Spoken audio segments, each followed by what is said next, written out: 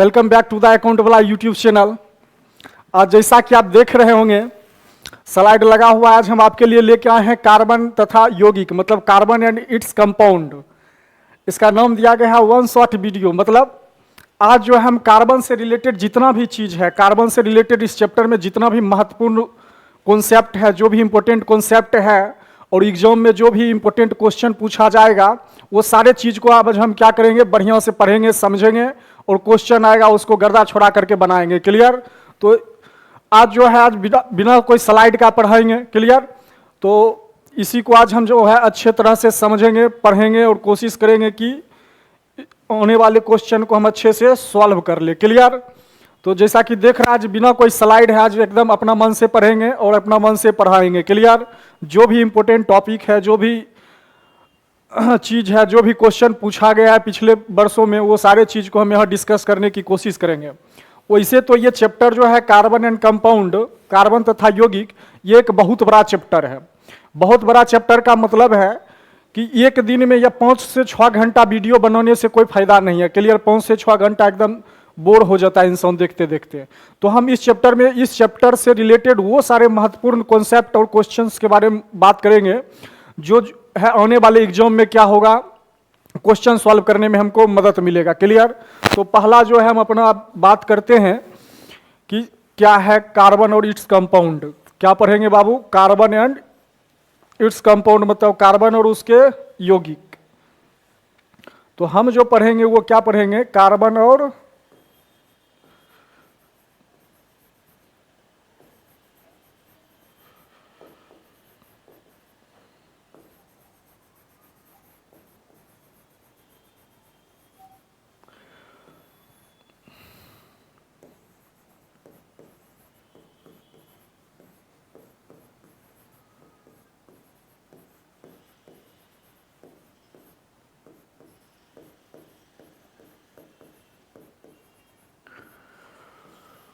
आज जो हम पढ़ने वाले हैं उसका नाम क्या है? कार्बन एवं उसके यौगिक। ठीक है? कार्बन के बारे में समझेंगे, कार्बन से बना हुआ यौगिक के बारे में समझेंगे, कार्बन का प्रॉपर्टी गुण के बारे में समझेंगे, विशेषता क्या होता है, उसके यौगिकों का क्या विशेषता होता है, एल्कोहल के बारे में पढ़ेंगे, साबुन स्वाब के बारे में पढ़ेंगे। क्लियर? तो ये सारा चीज़ के बारे में आज हम पढ़ेंगे। तो सबसे पहला अपना जो है यही समझते हैं कि कार्बन क्या होता है। सबसे पहले क्या समझेंगे? ये कार्बन क्या होता है। कार्बन के बारे में सब पढ़ा होगा, सब सुना होगा। ठीक है? तो कार्बन को हम जो है वो सी से लिखते हैं। किससे लिखते हैं? सी से। कार्बन को हम किससे लिखेंगे? कार्बन को हम सी से लिखते हैं। क्लियर? कार्बन को हम सी से लिखते हैं। कार्बन का बात करें तो कार्बन का जो परमाणु संख्या होता है, कार्बन का परमाणु संख्या कितना होता है? 6 होता है। कार्बन का यदि हम परमाणु संख्या का बात करें तो इसका जो परमाणु संख्या होगा, कार्बन का परमाणु संख्या कितना होता है? कार्बन का परमाणु संख्या 6 होता है। क्लियर? इसका जब परमाणु संख्या 6 होता है तो इसका अगर जो हम विन्यास का बारे में बात करेंगे, क्या बात करेंगे? विन्यास का बात करेंगे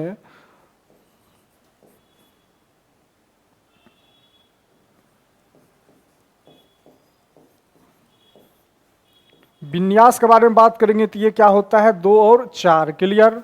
क्या हो जाएगा? 2 और 4। ठीक है? इसका मतलब क्या है कि कार्बन के बाहरी कक्षा में कितना इलेक्ट्रॉन है? 4। कार्बन के बाहरी कक्षा में जो इलेक्ट्रॉन है वो कितना है? 4।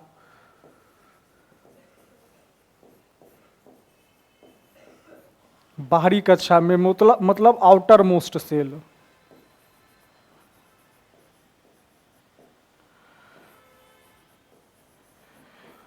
यहां जो आउटर मोस्ट सेल मतलब बाहरी कक्षा में जो कार्बन का इलेक्ट्रॉन क्या होता है? 4 होता है। क्लियर? ये बात समझ आ गया होगा। तो इसीलिए हम कार्बन को कैसे लिख सकते हैं?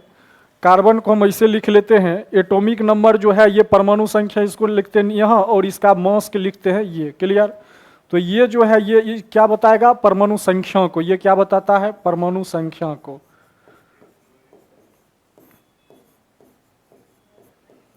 और ये जो है ये क्या बताता है? द्रव्यमान को, परमाणु द्रव्यमान। क्लियर?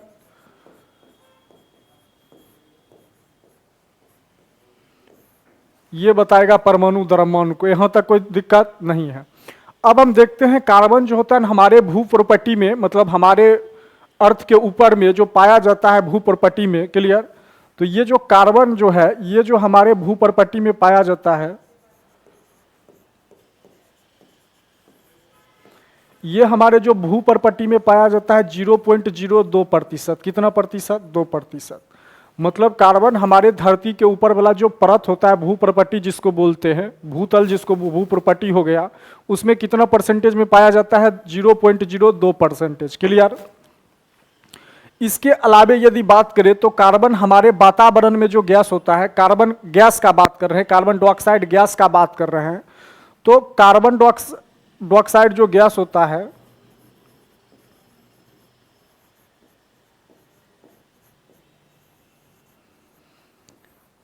ये जो कार्बन डाइऑक्साइड गैस होता है जिसको हम CO2 बोलते हैं, ये होता है 0.03% हमारे वातावरण में। क्लियर? तो कार्बन का जो गैसियस अवस्था होता है, कार्बन डाइऑक्साइड जो अवस्था होगा जिसको हम CO2 गैस बोलते हैं, ये तो हमारे वातावरण में 0.03% पाया जाता है। लेकिन यदि हम कार्बन का बात करें, कार्बन तत्व के बारे में बात करें, तो कार्बन तत्व जो होता है हमारे भूपर्पट्टी में 0.032% पाया जाता है। क्लियर? अब हम देखते हैं कि कार्बन के बाहरी कक्षा में कितना इलेक्ट्रॉन है? 4। क्लियर? और हम समझ चुके हैं कि कोई भी जो है तत्व जो होता है वो रासायनिक अभिक्रिया में जो भाग लेता है, कोई भी जो परमाणु होगा वो रासायनिक अभिक्रिया में इसलिए भाग लेता है ताकि वो क्या कर सके? वो अस्थायी हो सके। तो अस्थायित्व को प्राप्त करने के लिए, स्टेबिलिटी को प्राप्त करने के लिए वो क्या करता है? रासायनिक अभिक्रिया में क्या करता है? भाग लेता है। तो उसी तरह कार्बन जो है अपने बाहरी कक्षा में 8 इलेक्ट्रॉन को प्राप्त करने के लिए, क्लियर, अस्थाई प्राप्त करने का 2 नियम है। क्या है? अस्थाई प्राप्त करने का 2 नियम है। कितना नियम है? कोई भी जो है, कोई भी तत्व या परमाणु जो है वो अस्थाई होगा, इसका कितना नियम है? अस्थाई का जो है, अस्थाई का 2 नियम है। क्लियर?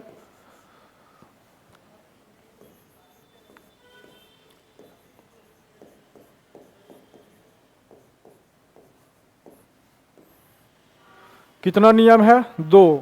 मतलब स्टेबिलिटी का जो नियम है, स्टेबिलिटी का कितना नियम है? 2। पहला है अस्टक लॉ। क्या नाम है? अस्टक लॉ। अस्टक का दूसरा क्या है? डुप्लेट। क्या नाम है? डुप्लेट।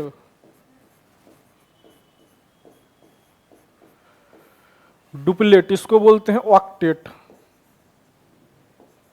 Octave rule. क्लियर? तो अस्टक रूल क्या कहता है कि किसी भी परमाणु के बाहरी कक्षा में कितना इलेक्ट्रॉन होना चाहिए? 8। कितना होना चाहिए? 8 होना चाहिए। कितना होना चाहिए? अस्टक लॉ कहता है कि किसी भी परमाणु के बाहरी कक्षा में कितना इलेक्ट्रॉन होना चाहिए? 8 इलेक्ट्रॉन होना चाहिए। कितना होना चाहिए? 8। क्लियर? और ये डुप्लेट रूल जो है, कौन सा रूल? डुप्लेट रूल है। ये क्या कहता है कि उसका कक्षा भी एक हो। क्या हो? अंतिम कक्षा और अंतिम कक्षा क्या हो? पूरा भरा हुआ हो। क्या हो? कक्षा जो हो वो अंतिम हो, कक्षा क्या हो मेरा?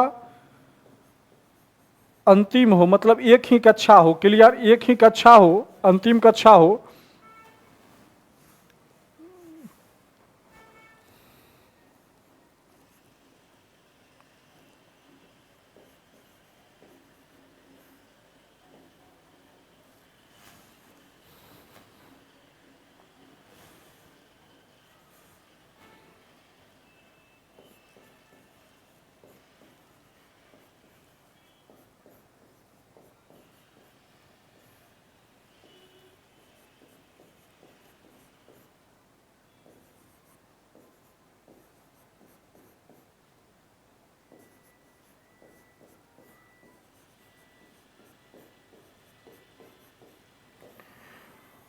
तो डुप्लेट रूल क्या कहता है कि किसी भी परमाणु का, किसी भी तत्व का क्या हो? कक्षा एक हो और वो भी क्या हो? पूरा भरा हुआ हो। क्लियर?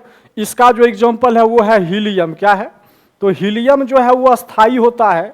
हीलियम जो है वो अस्थाई होता है। किसके वजह से? ये आता है डुप्लेट रूल के वजह से। किसके वजह से? Duplet rule. क्यों? क्योंकि इसमें 1s, ये एक ही सेल है और ये भी क्या है? पूरा पूरा भरा हुआ है। क्लियर? इसलिए ये हीलियम क्या हो गया? ये हीलियम हो गया अस्थाई। क्या हो गया? अस्थाई हो गया, मतलब स्टेबल हो गया। और ये अस्टक लॉ का बात करें, ये ऑक्टेट रूल का बात करें, तो किसी परमाणु के बाहरी कक्षा में यदि 8 इलेक्ट्रॉन हो जाता है तो वो क्या हो जाता है? अस्थाई हो जाता है। क्या हो जाएगा? अस्थाई हो जाता है। क्लियर? यहां तक बात समझ आ गया। चलो अगला देखते हैं। तो अष्टक रूल को देखें, किसको? अष्टक रूल को।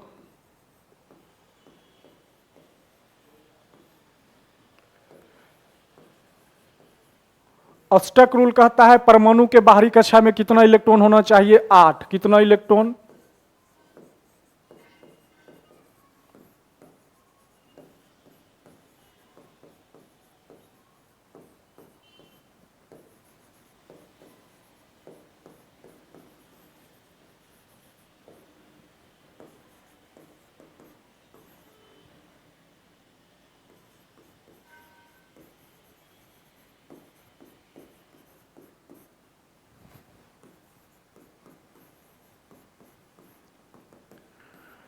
क्लियर?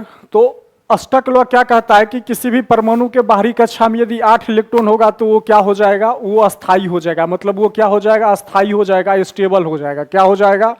अस्थाई हो जाएगा और स्टेबल हो जाएगा। क्लियर? यहां तक बात समझ आ गया होगा।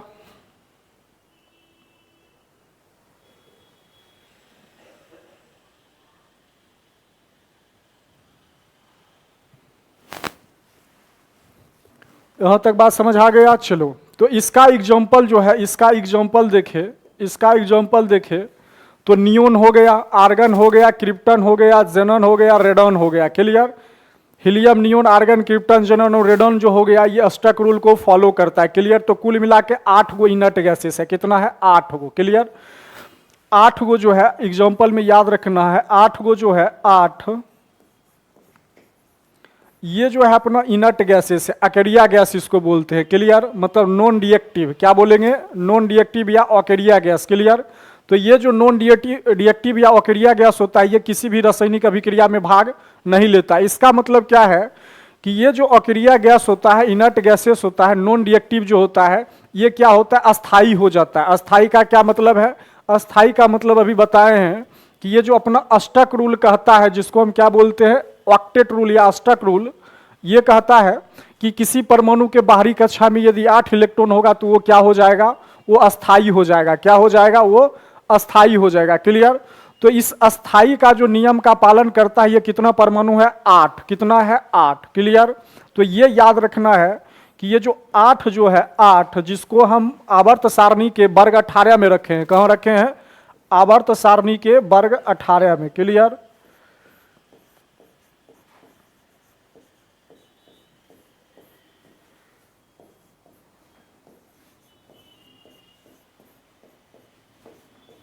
ये आवर्त सारणी का जो वर्ग 18 है इसमें कौन सा गैस रखा गया है? अकेरिया गैस। कौन सा गैस? अकेरिया गैस। क्लियर? अकेरिया एलिमेंट बोलते हैं। क्लियर? अकेरिया तत्व।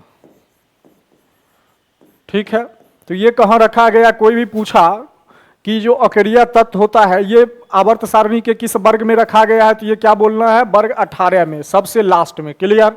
और इसका संख्या कितना है? इसका संख्या कितना है? Helium, neon, argon, krypton, जेनन, रेडन। Clear? 6 गो। कितना? 6। क्लियर?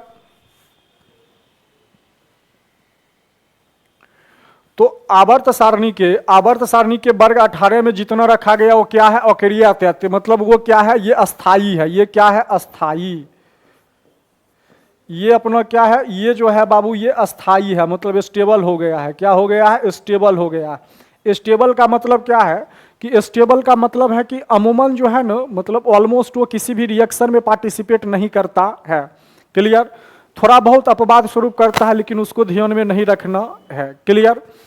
तो बाकी जो बचा हुआ तत्व है, वो रासायनिक अभिक्रिया में भाग लेता है अस्थायित्व को प्राप्त करने के लिए। किसको प्राप्त करने के लिए? अस्थाई को। मतलब अपने बाहरी कक्षा में 8 इलेक्ट्रॉन को पूरा करने के लिए ही कोई भी क्या करता है? तत्व रासायनिक अभिक्रिया में भाग लेता है। क्लियर? यहां तक बात समझ आ गया। तो जितना भी परमाणु होता है, जितना भी तत्व होगा, वो क्या होगा? रासायनिक अभिक्रिया में पार्टिसिपेट या भाग इसीलिए लेता है ताकि वो क्या कर सके? वो अस्थायित्व को प्राप्त कर सके। क्लियर? तो कोई भी पूछे कि कोई भी परमाणु रासायनिक अभिक्रिया में भाग क्यों लेता है, तो भाग इसलिए लेता है ताकि वो क्या कर सके?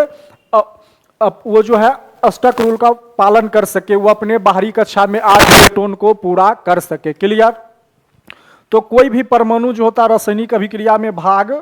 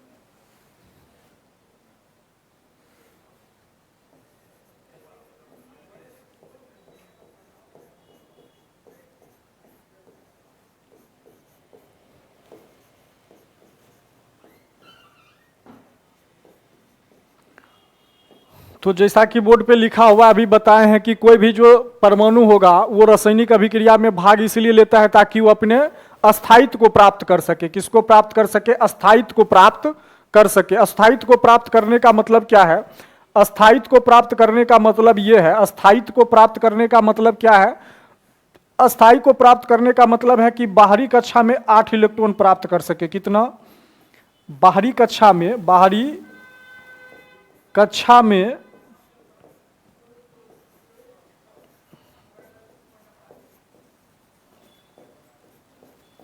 8 इलेक्ट्रॉन को प्राप्त कर सके।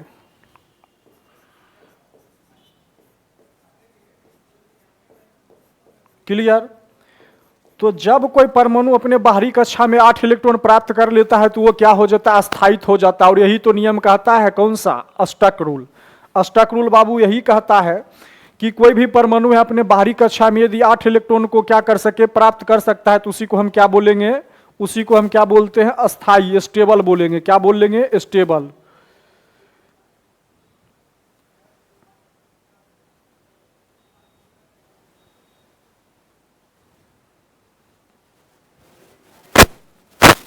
यहां तक बात समझ आ गया?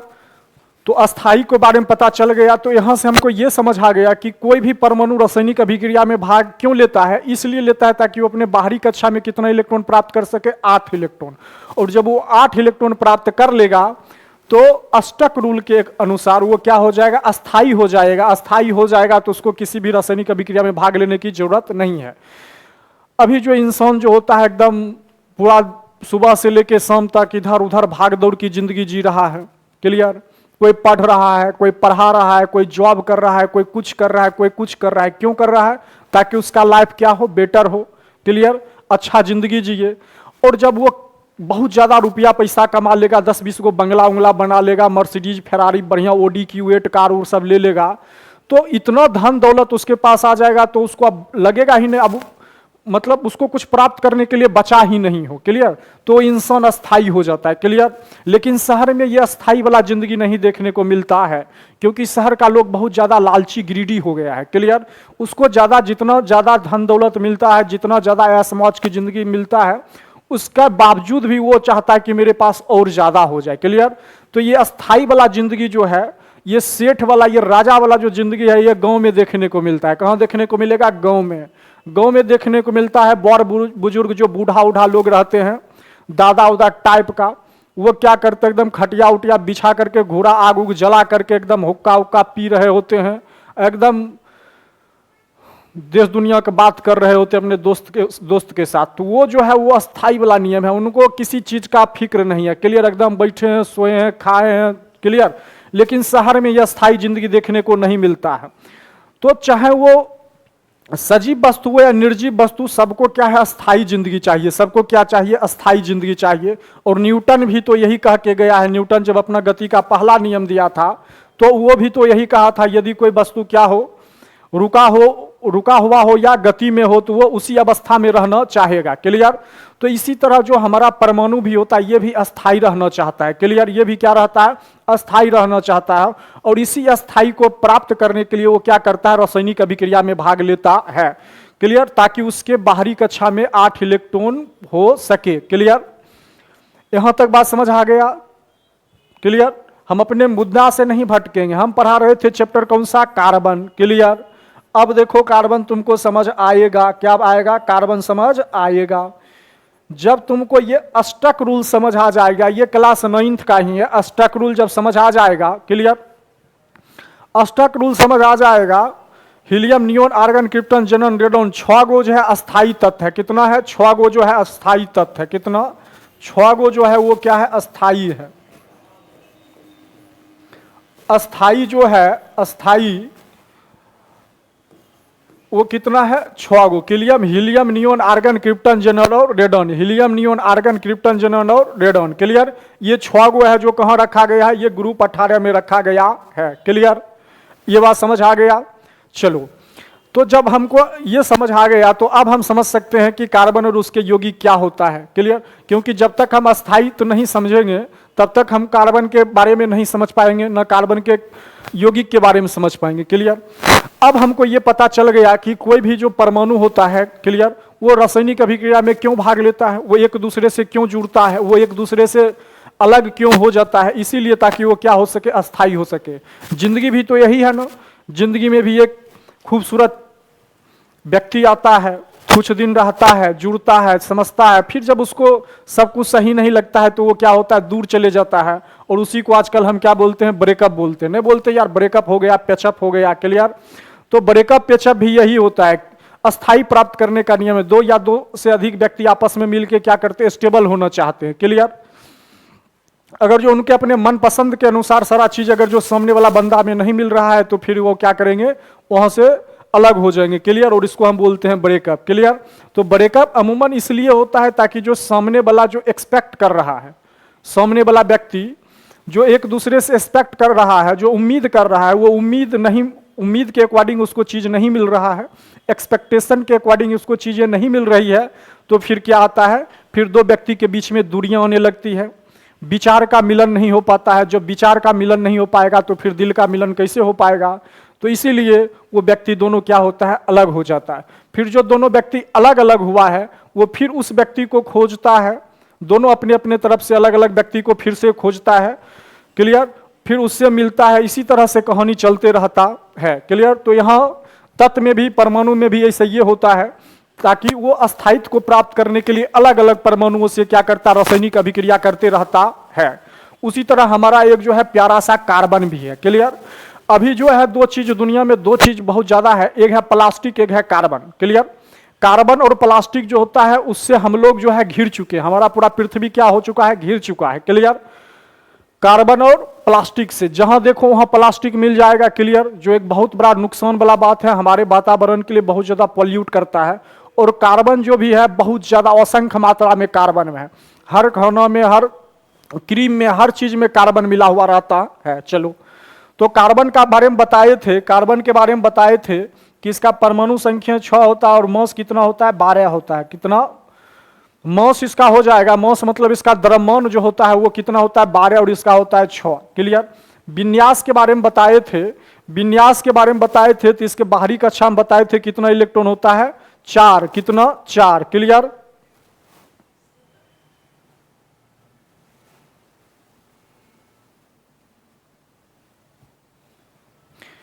क्लियर, यहां तक बात समझ आ गया। इसके विन्यास के बारे में बताए थे, क्या बताए थे बाबू, विन्यास के बारे में। तो विन्यास के बारे में बताए थे कि इसको हम क्या लिखेंगे, 2 और 4, मतलब इसके बाहरी कक्षा में कितना इलेक्ट्रॉन हो जाएगा, 4 इलेक्ट्रॉन। कितना इलेक्ट्रॉन इसके बाहरी कक्षा में जो हो जाएगा वो 4 इलेक्ट्रॉन।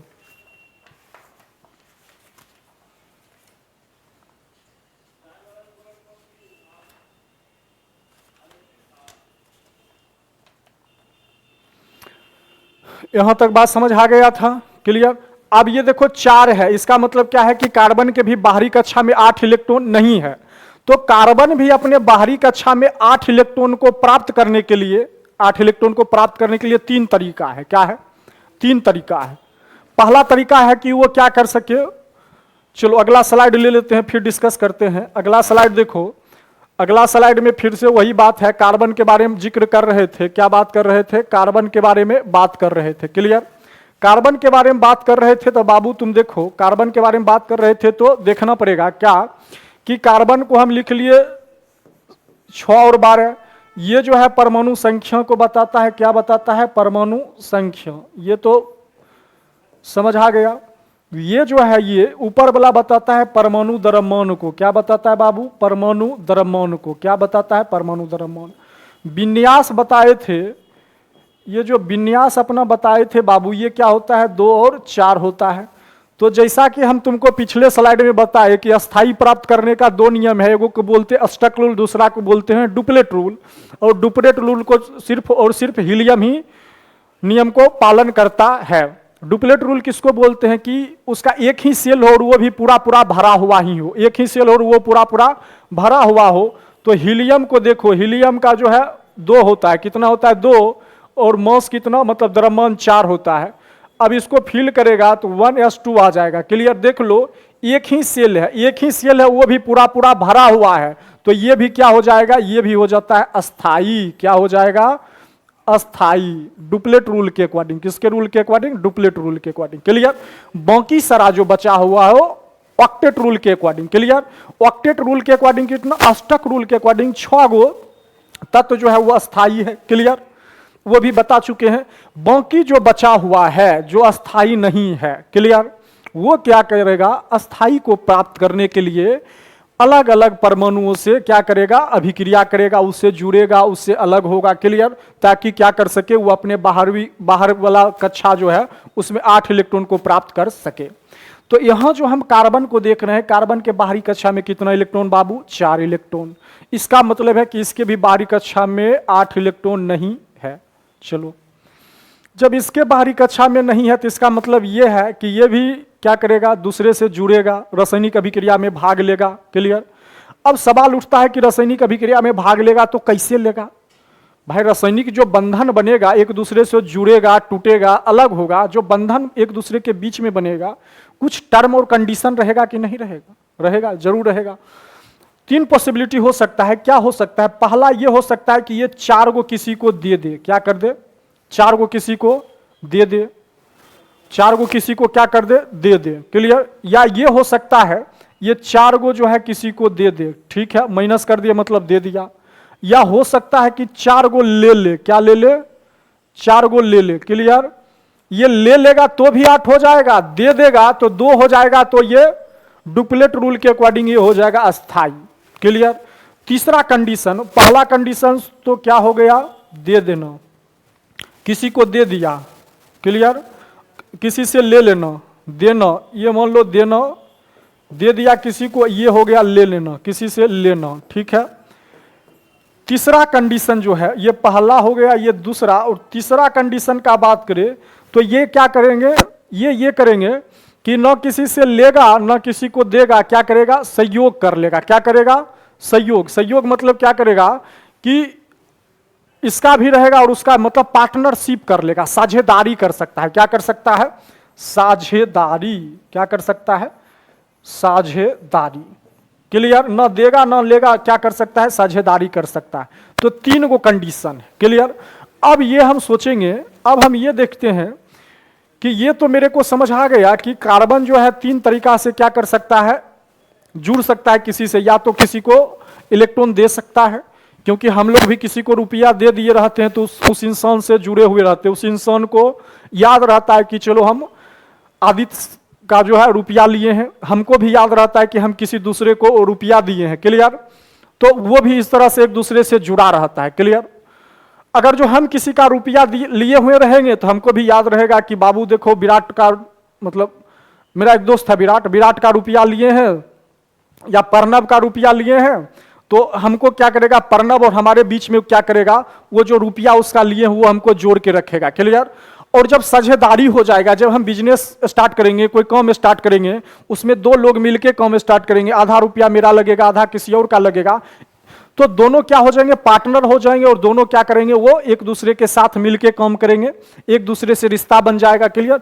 तो इसी तरह से परमाणु में भी क्या होता है? वो अस्थाई को प्राप्त करने के लिए 3 तरीका अपना सकते हैं। क्लियर? मतलब जुड़ने का 3 तरीका। अब किसी व्यक्ति से जुड़ना चाहते हो, किसी से दोस्ती करना चाहते हो, तो ऐसे तो जुड़ नहीं पाओगे, क्योंकि ऐसे ऐसे देखो, जुड़ने का नियम है, जुड़ने का नियम यही है कि इक्वल अट्रैक्शन फोर्स। क्या है? समान आकर्षण बल। समझ आ रहा है? अगर जो तुम जिस व्यक्ति से जुड़ना चाह रहे हो या दोस्ती करना चाह रहे हो, उसका जो लेवल है वो लेवल पे तुम नहीं हो तो फिर जुड़ नहीं पाओगे। और बाई चांस भगवान तुम पे मेहरबान है, जुड़ भी गए हो तो ज्यादा दिन तक जुड़े नहीं रहोगे। क्लियर? क्योंकि कचरा चुनने वाला के साथ जो है जिंदगी में कोई जुड़ना नहीं चाहता। समझ आ रहा है? अगर जो कोई बहुत फेमस लोग है, एकदम बहुत हैंडसम स्मार्ट ब्यूटीफुल है, और वो हैंडसम स्मार्ट ब्यूटीफुल लोग कचरा वाला से क्या करेगा? अट्रैक्शन फोर्स से जुड़ नहीं सकता है। क्लियर? तो यहां भी बात वही होता है। तो हम यही समझने की कोशिश करेंगे कि ये जो अपना कार्बन है, ये क्या करेगा? इलेक्ट्रॉन देगा, लेगा या साझेदारी करेगा? अब देखो भाई, इलेक्ट्रॉन देने के लिए उसको बहुत ज्यादा ऊर्जा लगेगा, क्योंकि इसके बाहरी कक्षा में से इलेक्ट्रॉन निकालने के लिए ऊर्जा तो लगेगा ना जी। अब ऊर्जा क्या लगेगा? बहुत ज्यादा लगेगा, जो कि पॉसिबल नहीं है। क्लियर? अब कोई उसको देगा तो उसको भी 4 इलेक्ट्रॉन जो है देने में भी तो बहुत ज्यादा ऊर्जा लगेगा, वो निकाले। क्लियर? तो ये दोनों जो चीज है ये तो पॉसिबल नहीं है। तो इसलिए क्या किया जाता है कि वो साझेदारी कर लेता है। क्या कर लेता है? साझेदारी कर लेता है। तो कार्बन जो होता है, कार्बन क्या होता है? जब किसी दूसरे परमाणु के साथ जुड़ेगा, जब किसी दूसरे व्यक्ति के साथ जुड़ेगा तो वो कैसा जुड़ेगा? साझेदारी करके जुड़ेगा, साझेदारी करके जुड़ेगा। क्लियर? अब इसी साझेदारी को ये जो कार्बन साझेदारी के अनुसार जो जुड़ता है, इस जुड़ने वाला जो उसके दो के बीच में जो बंध बनता है, जो एग्रीमेंट बनेगा दो व्यक्ति के बीच में, उस एग्रीमेंट का ही नाम क्या है? उसका एग्रीमेंट का नाम है सहसंयोजी आबंध। क्या है? सहसंयोजी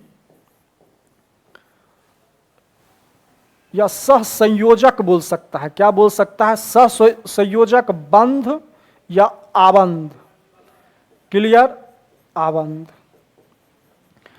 तो कार्बन जिस परमाणु के साथ जुड़ा, उसके बीच में जो बंधन बना, क्लियर, जो एग्रीमेंट बना, उस एग्रीमेंट का, उस बंधन का नाम क्या है? सहसंयोजक। क्या है?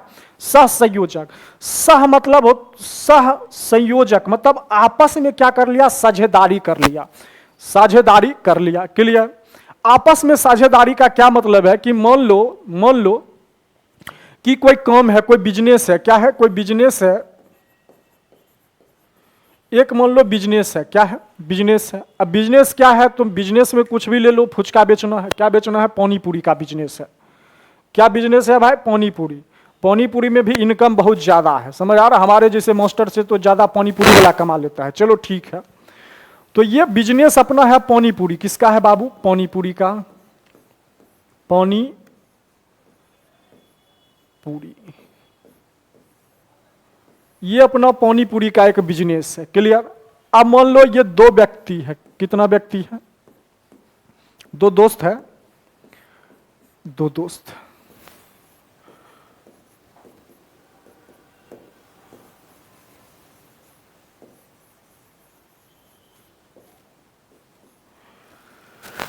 ये जो है बाबू, ये क्या है नुन्नू? ये दो दोस्त है। कितना दोस्त है? दो दोस्त।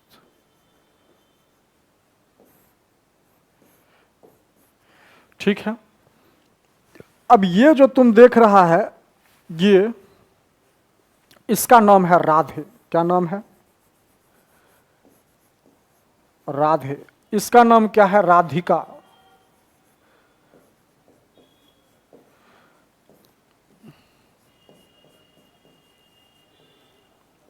ये हो गई राधिका और ये हो गया राधे। दोनों जो है बहुत अच्छा दोस्त है, अच्छा दोस्त है। कौन सा दोस्त? बहुत अच्छा। अब ये दोनों डिसाइड कर रही है, सोच रही है कि देखो हम दोनों तो दोस्त तो हैं, लेकिन अब हम क्या करेंगे? बिजनेस करेंगे। क्या करेंगे? बिजनेस करेंगे। एक दिन चाय हुई पी रहा होगा किसी चौक पे बैठ करके, तो देखा होगा मार्केट को समझने का तरीका तो यही है, जब तक तुम रोड पे नहीं बैठे हो, आदमी को वॉच नहीं करोगे, समझोगे नहीं, तब तक बिजनेस बढ़िया कर ही नहीं सकते हो। क्लियर? घर में बैठ करके मोबाइल चला करके बिजनेस का आइडिया नहीं आता है। बिजनेस का आइडिया आने के लिए तुमको जो है मरीन ड्राइव पे बौखना पड़ेगा, बोरिंग रोड के हर चौराहा पे तुमको जाना पड़ेगा। क्लियर? छोटा मोटा बिजनेस की बात करें जो मार्केट में चले। क्लियर? उतना तो रुपया है नहीं जो तुम जो है मल्टीनेशनल कंपनी खोल दोगे। तो ये भी वैसे ये था, ये भी हमारे तुम्हारे जैसे गरीब ही था। क्लियर? तो ये भी जो था पूरा पटना में घूम करके देखा तो इसको समझ आया कि पानी पूरी का बिजनेस है, बहुत ज़्यादा प्रॉफिटेबल है, बहुत ज़्यादा इनकम वाला बिजनेस है, कम खर्च में ज़्यादा से ज़्यादा रुपया कमा सकते हैं। क्लियर? तो ये दोनों सोचा कि क्यों ना हम पानी पूरी का बिजनेस करेंगे, है कि नहीं? अब देखो यहाँ राधिका क्यों ले लिए? क्योंकि बिजनेस का ये भी स्ट्रेटजी है। क्या है? बिजनेस का स्ट्रेटजी। यहाँ राधे और राधिका के जगह मोहन भी ले सकते थे, मतलब दो लड़का भी ले सकते, नहीं लिए। क्यों? बिजनेस का स्ट्रेटजी है। क्या है बाबू? स्ट्रेटजी। अब देखो बिजनेस स्टैंडर्ड तो हमको नहीं पता, लेकिन बिजनेस का स्ट्रेटजी ये है कि हम बिजनेस कर रहे हैं पानी पूरी का, और वहाँ दो लड़का अगर जो रहेगा तो जो कस्टमर आता है पानी पूरी में, वो अक्सर जो आता है लड़की ही आती है, गर्ल्स लोग आती है, और वो थोड़ा जो होती है ना हेजिटेशन फील करती है, ऑकवर्ड फील करती है। क्लियर? लेकिन जब ये खूबसूरत राधिका रहेगी और बोलेगी excuse me, how can I help you, समझ आ रहा है? तो सोचो कितना बिजनेस आगे बढ़ेगा। तो ये लड़की का होना जो है ये बिजनेस का एक स्ट्रेटजी है। क्लियर? लड़की जो होती है किसी भी बिजनेस में, किसी भी काम में जो होता है चार चांद लगा देती है। तो अब मान लो, ज्यादा डिस्कस नहीं करेंगे, अपना मुद्दा पे आते हैं। अब ये बिजनेस स्टार्ट करने के लिए इसको चाहिए 100 रुपया। कितना चाहिए? इसको चाहिए अपना बाबू 100 रुपया। क्लियर? बजट कम है ना, थोड़ा बजट को बढ़ा देते हैं। क्लियर? बजट कम है, इसको बजट को बढ़ा दे रहे हैं। बजट अपना जो है ले लेते हैं, बजट जो है ले लिए 10,000 रुपया। कितना रुपया? बजट जो है अपना ले लिए 10,000। कितना ले लिए? अब ये 10,000 रुपया इस बिजनेस को स्टार्ट करने के लिए अपन को चाहिए। क्लियर? अब जो है ये जो राधे है, राधे राधे भाई, ये राधे के पास है कितना? 5,000 रुपया। और इसके पास भी है कितना? 5,000 रुपया। अब ये अकेले तो स्टार्ट कर नहीं सकेगा और ना ये अकेली स्टार्ट कर सकेगी। क्लियर? तो ये क्या करेगा? दोनों आपस में मिल करके, दोनों आपस में मिल करके ये क्या करेगा? इधर से ये रुपया आया 5,000 रुपया और इधर से ये रुपया दे दी 5,000 और दोनों मिला लिया तो हो गया 10,000 रुपया। क्लियर? और दोनों मिलके क्या कर दिया? बिजनेस स्टार्ट किया। अब जो ये बिजनेस स्टार्ट किया, इसमें राधे और राधिका का जो हिस्सेदारी होगा, जो पार्टिसिपेशन होगा, जो भागीदारी होगा, वो क्या होगा? समान होगा। क्या होगा? समान। क्यों? क्यों समान होगा भाई? क्योंकि दोनों रुपया समान दिया है, दोनों मेहनत समान कर रहा है, पूंजी जो है वो समान लगाया है। क्लियर? यहां तक बात समझ आ गया? चलो, तो वही हम समझाना चाह रहे थे, जो साझेदारी वाला जो बंधन बनता है, जो एक दूसरे के साझेदारी से, सहयोग से जो बंधन बनता है, दोनों हकदार जो होता है वो समान रहता है। क्लियर? यहां तक बात समझ आ गया? तो ये भी समझ आ गया, ये भी समझ गए कि कार्बन जो होगा, क्या होगा बाबू? ये जो कार्बन होगा, कार्बन, कार्बन जो है ये इसमें जो बंधन बनेगा, इसमें जो आबंध बनेगा, इस कार्बन में ये जो आबंध बनेगा वो कैसा बनेगा बाबू? ये जो कार्बन, कार्बन जो है एक दूसरे से जुड़ेगा, किस आबंध के द्वारा? सहसंयोजक आबंध। कौन सा आबंध? सहसंयोजक आबंध के द्वारा। सहसंयोजक आबंध। ये तो बात समझ आ गया? क्लियर? सहसंयोग, इसको बोलते हैं क्वावलेंट, क्वावलेंट बॉन्ड। क्लियर? ये बात तो समझ आ गया होगा कि कार्बन जो जुड़ेगा किसी से, वो किससे जुड़ेगा? सहसंयोजक आबंध के द्वारा। क्लियर? अब देखो, ये तो हम समझ गए गुरुदेव की सहसंयोजक के द्वारा जुड़ेगा। अब लेकिन हमको ये तो भी समझना चाहिए, ये भी समझना बहुत जरूरी है, नहीं जरूरी है, कि ये सहसंयोजक आबंध होता क्या है? ये तो चलो नाम है, क्या है? नाम है। नाम तो हम सीख गए कि कार्बन एक दूसरे से जुड़ेगा, उस जुड़ाव जो बल होगा, जो जुड़ने वाला जो फोर्स होगा, बल होगा दोनों के बीच में, वो होगा सहसंयोजक आबंध के द्वारा जुड़ेगा। लेकिन ये सहसंयोजक होता क्या है?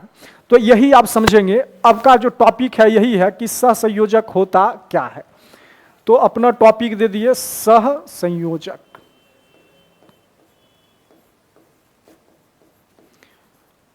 सहसंयोजक आबंध या बंध, कुछ भी बोल लो, आबंध बोलो या इसको बंध बोल लो। इंग्लिश में इसको बॉन्ड बोलते हैं, क्वावलेंट बॉन्ड। क्या बोल लेंगे? तो अब हम यही समझेंगे। अभी जो हम तुमको सहसंयोजक कहां से आए, हम अचानक इसको नहीं लाए हैं। सहसंयोजक को हम अचानक नहीं लाए।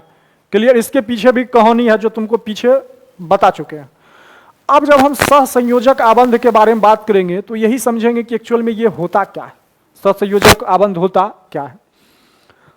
तो देखो, सहसंयोजक आबंध क्या है कि दो परमाणु, क्लियर, जब दो या दो से अधिक परमाणु आपस में इलेक्ट्रॉन के साझेदारी करके जुड़ता हो, क्या करता हो? साझेदारी।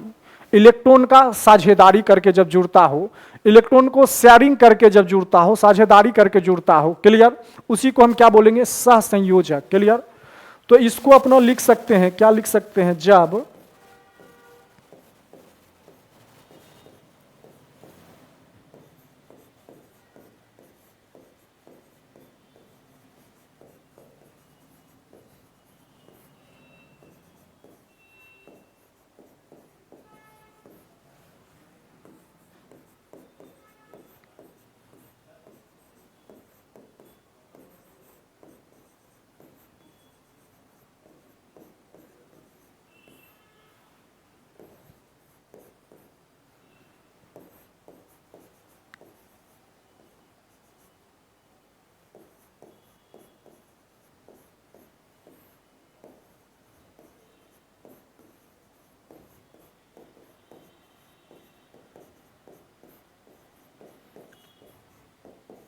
तो जैसा कि यहाँ लिखा गया है, जैसा कि लिखा गया है, अब देखो भाई हम हिंदी का प्रोफेसर है नहीं, क्लियर।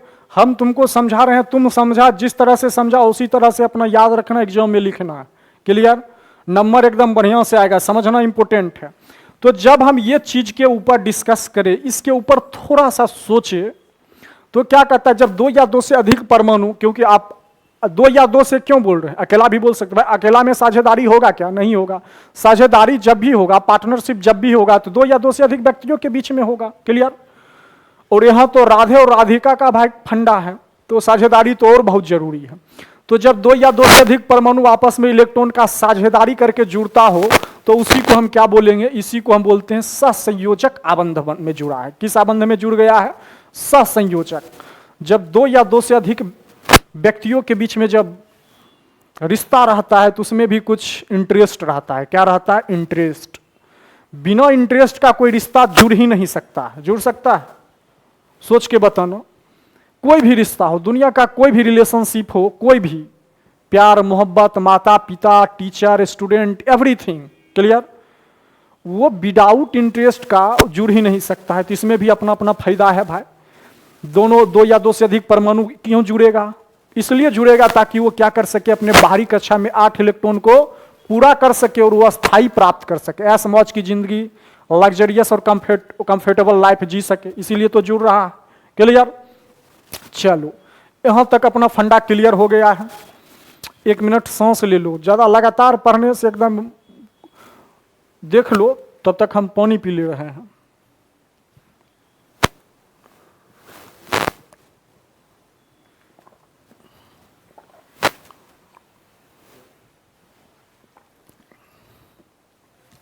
चलो यहां तक समझ आ गया है, क्लियर। अब हम कुछ देख लेते हैं कि कुछ अणु को देख लेते हैं जो सहसंयोजक आबंध के द्वारा जुड़ता है, क्लियर।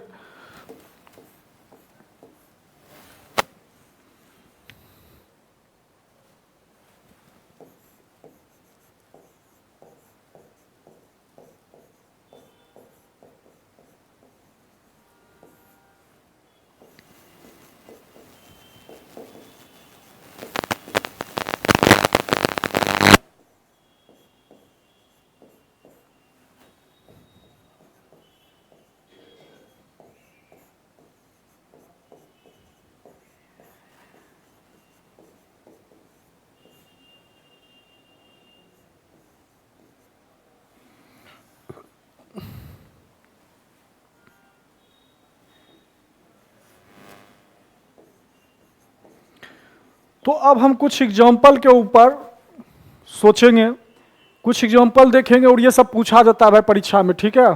सहसंयोजक आबंध,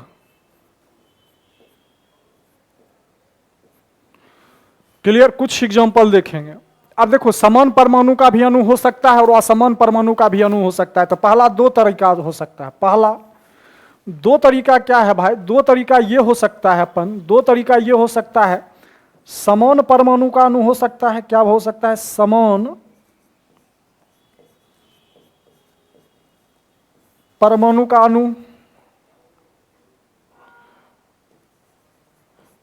समान परमाणु का अणु हो सकता है, क्लियर। दूसरा बात करें तो असमान परमाणु भी आपस में जुड़ सकता है, असमान परमाणु का अणु हो सकता है,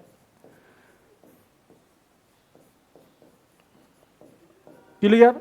समान परमाणु का क्या मतलब है कि दो समान, दो सेम कास्ट का लोग भी आपस में क्या कर सकता है, जुड़ सकता है। उसी तरह दो समान परमाणु भी जुड़ सकता है, असमान परमाणु भी जुड़ सकता है। दो असमान कास्ट के लोग भी आपस में जुड़ सकते हैं, रिश्ता बना सकते हैं, संबंध बना सकते हैं, क्लियर। एक रिलेशनशिप को तैयार कर सकते हैं, क्लियर। तो इसी तरह ये परमाणु में भी यही गुण होता है, परमाणु में भी यही गुण होता है। लेकिन एक बात ध्यान रखना, ये जो पढ़ाई और रियल जिंदगी है, दोनों अलग अलग चीज, दोनों अलग अलग चीज है। यहाँ जो है आजाद है कि वह समान परमाणु भी आपस में जुड़ करके रिश्ता बना सकते हैं, संबंध बना सकते हैं, क्लियर। लेकिन जो रियल जिंदगी है, वहां अगर जो असमान व्यक्ति जुड़ा तो अधिकतर चांस है कि उस पर कोहराम मचा दिया जाएगा। क्या मचा दिया जाएगा बाबू, कोहराम, क्लियर। तो यहाँ अगर जो हम बात करें, यहाँ अगर जो कुछ चीज को देखें तो पहला चीज तो यही समझ आ रहा है कि ये जो समान परमाणु का जो अणु होगा ये कैसा होगा। तो इसको एग्जाम्पल से देखो, तो एग्जाम्पल्स यहाँ अगर जो देखे, पहला अपना डिस्कस करें, पहला टॉपिक समान परमाणु का अणु।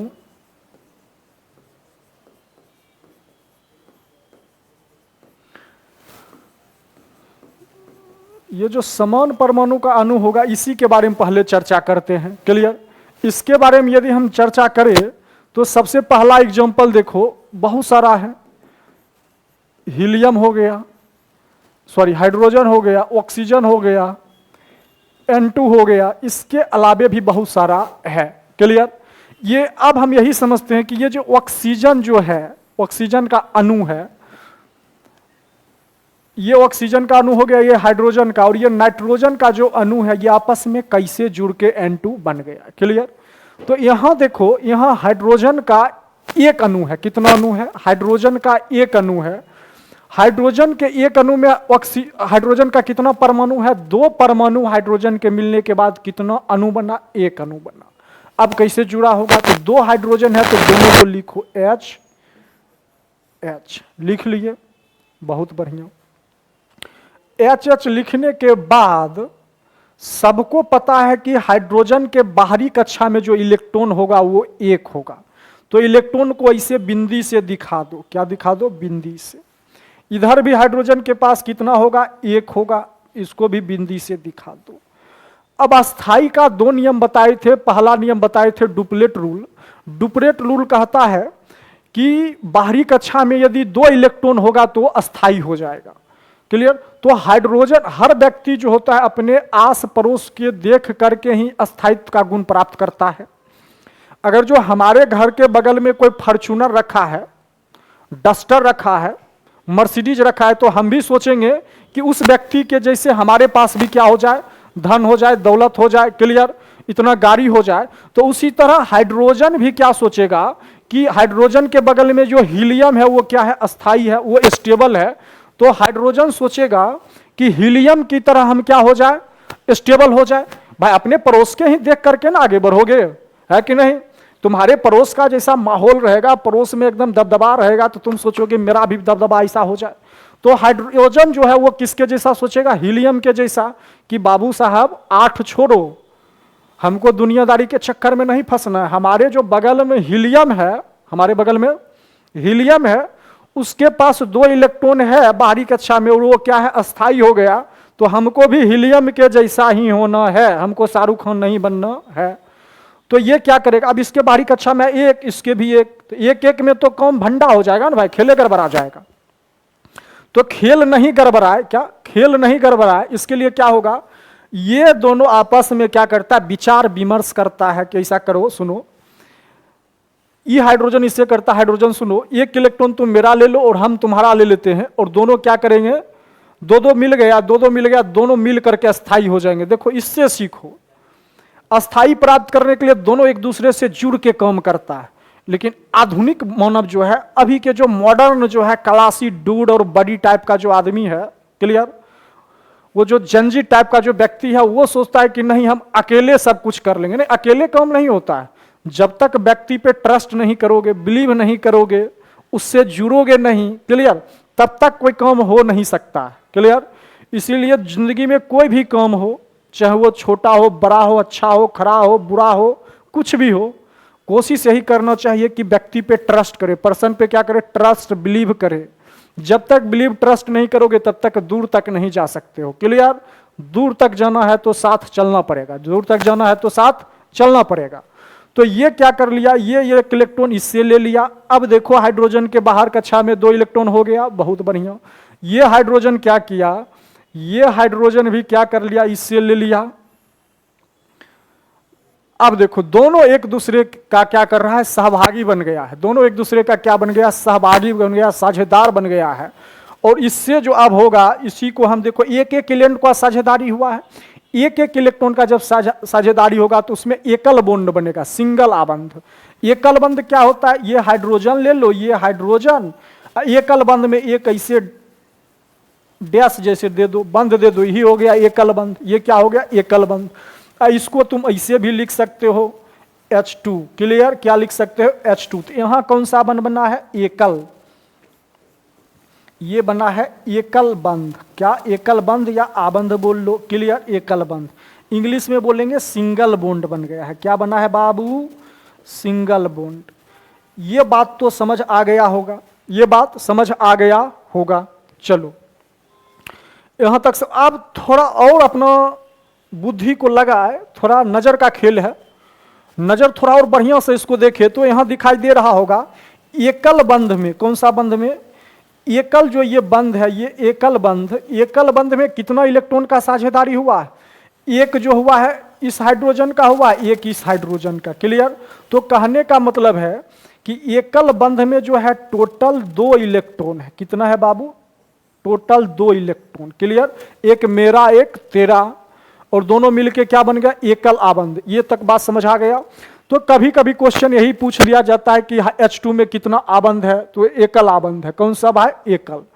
यहां तक मामला सेट। चलो आगे चलते हैं। आगे जब हम चले तो इसके अलावे अपना जो एग्जांपल था वो था O2 का। क्या था? O2। क्या था बाबू? O2। तो O2 भी वही है। O2 का भी हम काम करें तो O2 भी अपना वही है, इसमें कोई कुछ बड़ा चीज नहीं है। O2 में कितना है? 2 ऑक्सीजन का परमाणु है। एक ऑक्सीजन यहां ले लिए और एक ले लिए यहां, क्लियर? ऑक्सीजन के बारे में बात करें, ऑक्सीजन के बारे में थोड़ा देख लो। ऑक्सीजन के बारे में सबको पता है, ऑक्सीजन का जो होता है परमाणु संख्या 8 और इसका जो द्रव्यमान होता है वो क्या होता है? 16। ये सबको पता है। ये क्या है? परमाणु संख्या। 1 से 20 तक तो परमाणु संख्या को चार्ट ही लेना है, याद कर लेना है। क्या? ज्यादा कोई ट्रिक उरिक के चक्कर में नहीं रहना है, याद कर लेना, मेमोराइज इट, क्लियर? तो ये हो गया अपना परमाणु संख्या। क्या हो गया? परमाणु संख्या। ऊपर वाला जो है इसको क्या बोलते हैं? परमाणु का द्रव्यमान। क्या होता है? परमाणु द्रव्यमान, क्लियर? ये बात समझ आ गया? बहुत बढ़िया। इसका विन्यास के बारे में बात करें। क्या बात करें बाबू? इसका विन्यास के बारे में बात करें तो सबको पता है क्या होगा? 2 और 6 होता है। कितना होगा? 2 और 6। इसका मतलब क्या है कि ऑक्सीजन को अस्थाई प्राप्त करने के लिए कितना इलेक्ट्रॉन चाहिए? 2 इलेक्ट्रॉन। कितना चाहिए? 2 इलेक्ट्रॉन।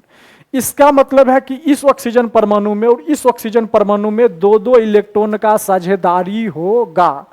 भाई 2-2 इलेक्ट्रॉन का साझेदारी होगा तब तो उसके बाहरी कक्षा में 8 इलेक्ट्रॉन होगा, और जब उसके बाहरी कक्षा में 8 इलेक्ट्रॉन होगा तब तो वह अस्थाई होगा according to octet rule, clear? बहुत बढ़िया। चलो तो एक बात अपना समझ आ गया कि बाबू साहेब ये जो ऑक्सीजन है इसके बाहरी कक्षा में कितना इलेक्ट्रॉन है? 6। तो यहां 6 को बिंदी डाल दो। क्या डाल दो? बिंदी। मतलब इलेक्ट्रॉन को ये बिंदी से दिखाते या क्रॉस से भी दिखा लेते, लेकिन भाई बिंदी ये डाल दो, क्रॉस के चक्कर में रहो, बहुत खतरनाक चीज है। यहां भी दिखा दो 6 इलेक्ट्रॉन।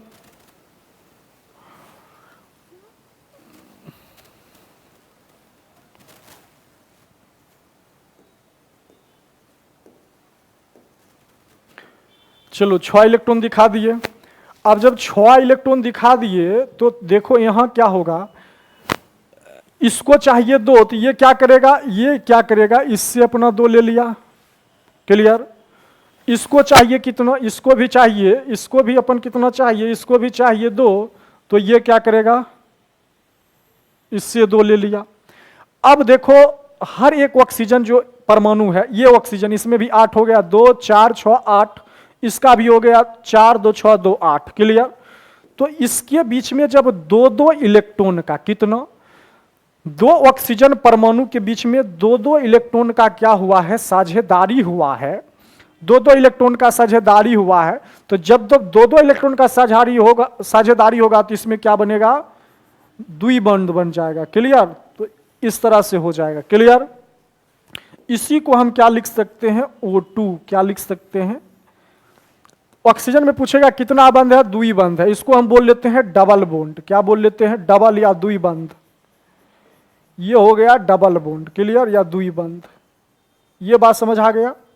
अब डबल बॉन्ड में कितना इलेक्ट्रॉन है? तो 4 इलेक्ट्रॉन। जैसे देखो डबल बॉन्ड जो है द्विबंध, इसको इस तरह से दिखाएंगे और इसमें कितना इलेक्ट्रॉन है बाबू, इसमें होता है 4, मतलब 2 मेरा और 2 तुम्हारा, देख लो इधर और 2 इधर, क्लियर। तो कुल मिला के कितना इलेक्ट्रॉन हो गया, 4 इलेक्ट्रॉन। तो O2 के बीच में कितना आबंध है, 2 आबंध, ये बात समझ आ गया। चलो अगला जो अपना एग्जाम्पल था, अगला जो अपना उदाहरण के बारे में चर्चा कर रहे थे उसका नाम था नाइट्रोजन, क्या नाम था, N2, क्लियर। जब N2 के बारे में बात करें, N2 के बारे में, तो N2 को भी समझ लेते हैं, ज़्यादा कोई मुश्किल वाला बात है नहीं। 2 नाइट्रोजन है, एक नाइट्रोजन को रख लो यहाँ और एक रख लो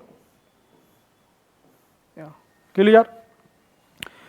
और नाइट्रोजन के का बात करें, यहाँ थोड़ा हम नाइट्रोजन को देख ले,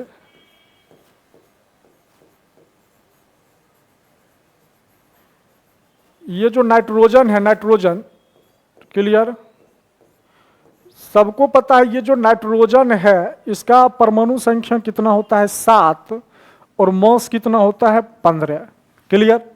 विन्यास के बारे में बात करें, क्या इसका विन्यास कितना होता है, तो सबको पता होगा कि 2 और 5, ठीक है। इसका मतलब है कि बाहरी कक्षा में, ये जो बाहरी कक्षा है इसमें इलेक्ट्रॉन कितना है जी, 5। आउटर मोस्ट सेल बाहरी कक्षा में कितना इलेक्ट्रॉन है, 5, क्लियर। ये बात समझ आ गया।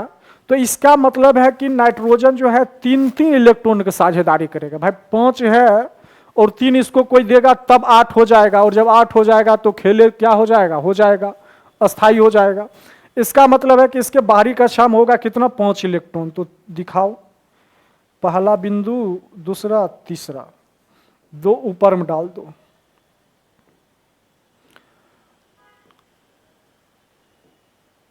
तो जो मेरे से बोल रहा था वो हम कर दिए, क्या कर दिए, 2 दिखा दिए, क्लियर। अब कितना होगा, 3 इलेक्ट्रॉन का साझेदारी होगा, तो 3 इलेक्ट्रॉन का साझेदारी कर लो। इसको चाहिए 3, तो ये देखो अपना 3 ले लिया। इसको भी चाहिए 3, तो ये 3 ले लिया। तो 2 नाइट्रोजन परमाणु के बीच में 3 इलेक्ट्रॉन का क्या हो गया, साझेदारी हुआ। तो इसका मतलब है कि नाइट्रोजन और नाइट्रोजन के बीच में त्रिबंध पाया जाएगा, क्लियर।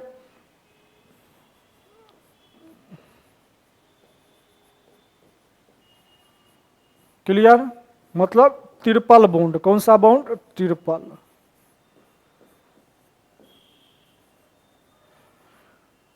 अब एक बात और देखें तो ट्रिपल बॉन्ड जो है बाबू, ट्रिपल बॉन्ड, इसमें कितना इलेक्ट्रॉन है, इसमें इलेक्ट्रॉन है 6 गो, कितना, 6 इलेक्ट्रॉन, 3 दोनों पार्टी का, क्लियर। अब अगर जो ध्यान से देखो, क्या देखो, ध्यान से देखो, तो ध्यान से देखने के बाद अपना एक चीज दिखाई दे रहा है कि ये जो चीज है, ये वाला दूगो, ये रासायनिक अभिक्रिया में भाग नहीं ले रहा है, नहीं ले रहा है। तो ये क्या हो जाएगा, ये जो होता है अपना लोन पेयर इलेक्ट्रॉन हो जाता है। कौन सा इलेक्ट्रॉन, लोन पेयर। ये जो बच गया ये है लोन पेयर इलेक्ट्रॉन, कौन सा, लोन पेयर, ठीक है। ये भी याद रखना है, ये भी लोन पेयर, क्लियर। तो कितना पेयर है, 2 लोन पेयर इलेक्ट्रॉन। यहां तक बात समझ आ गया होगा। तो सब में दिख रहा होगा कि सहसंयोजक जो आबंध होता है इसमें इलेक्ट्रॉन के साझेदारी से बनता है। तो जब 2 या 2 से अधिक परमाणुओं के बीच में इलेक्ट्रॉन के साझेदारी से जब बंधन आबंध बनता हो तो उसको हम क्या बोलेंगे, सहसंयोजक। अभी तक जो हम बात किए हैं वो हम बात कर रहे थे समान परमाणु अणु, क्लियर। यहां हम देखें कि ऑक्सीजन के परमाणु आपस में मिल करके एक अणु बन गया, तो ये है अणु। ये क्या है बाबू, ये है अणु। ये सब है परमाणु, ये ऑक्सीजन का परमाणु है, क्या है बाबू, परमाणु, क्लियर। इसी तरह नाइट्रोजन का परमाणु आपस में मिल करके ये क्या बन गया, N2 बन गया। इसी को अपना क्या लिख सकते हैं, N2। यहां तक क्लियर। तो अभी हम जो बात कर रहे थे समान परमाणु से बने हुए अणु के बारे में बात कर रहे थे। अब हम अपना जो बात करेंगे, अगला चीज जो बात करेंगे, अगला जो है, अगला असमान परमाणु, क्या, असमान परमाणु से जो है अणु कैसे बनेगा। तो ये भी कुछ भारी चीज नहीं है।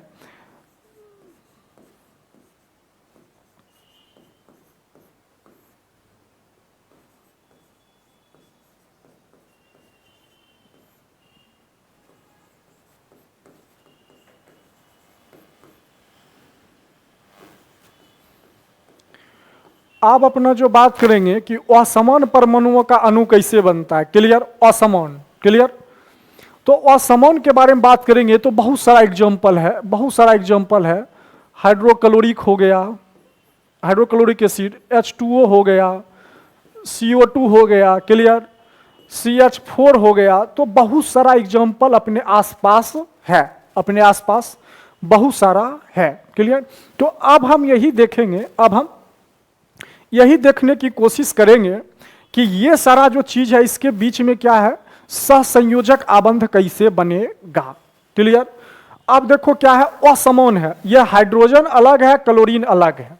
असमान हुआ कि नहीं हुआ भाई? हाइड्रोजन जो है अलग परमाणु है, क्लोरीन अलग है। यहाँ हाइड्रोजन और ऑक्सीजन है, यहाँ कार्बन ऑक्सीजन है, यहाँ कार्बन और हाइड्रोजन है। तो हम देख रहे हैं कि ये जो बोर्ड पे लिखा हुआ 3-4 गो अणु है एग्जाम्पल में, ये क्या है, असमान परमाणु से मिलके बना हुआ है। तो अब यही हम समझेंगे कि असमान परमाणु से मिलके बनने वाले जो अणु होता है उसमें सहसंयोजक आबंध कैसे होता है। तो पहला अपना एग्जाम्पल के बारे में बात करें तो पहला जो एग्जाम्पल है वो दिया है HCl। क्या दिया हुआ है? HCl, clear. इसको अपन बोलते हैं हाइड्रोक्लोरिक एसिड। क्या बोलते हैं? Hydrochloric acid, clear.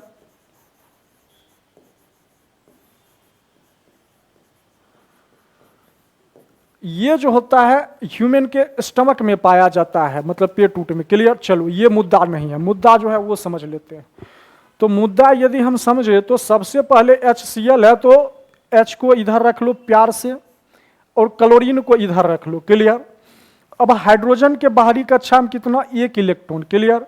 और क्लोरीन के बारे में नहीं पता है तो कोई बात नहीं है, ज्यादा सोचने की काम नहीं है। यहां हम लिख लेते हैं क्लोरीन।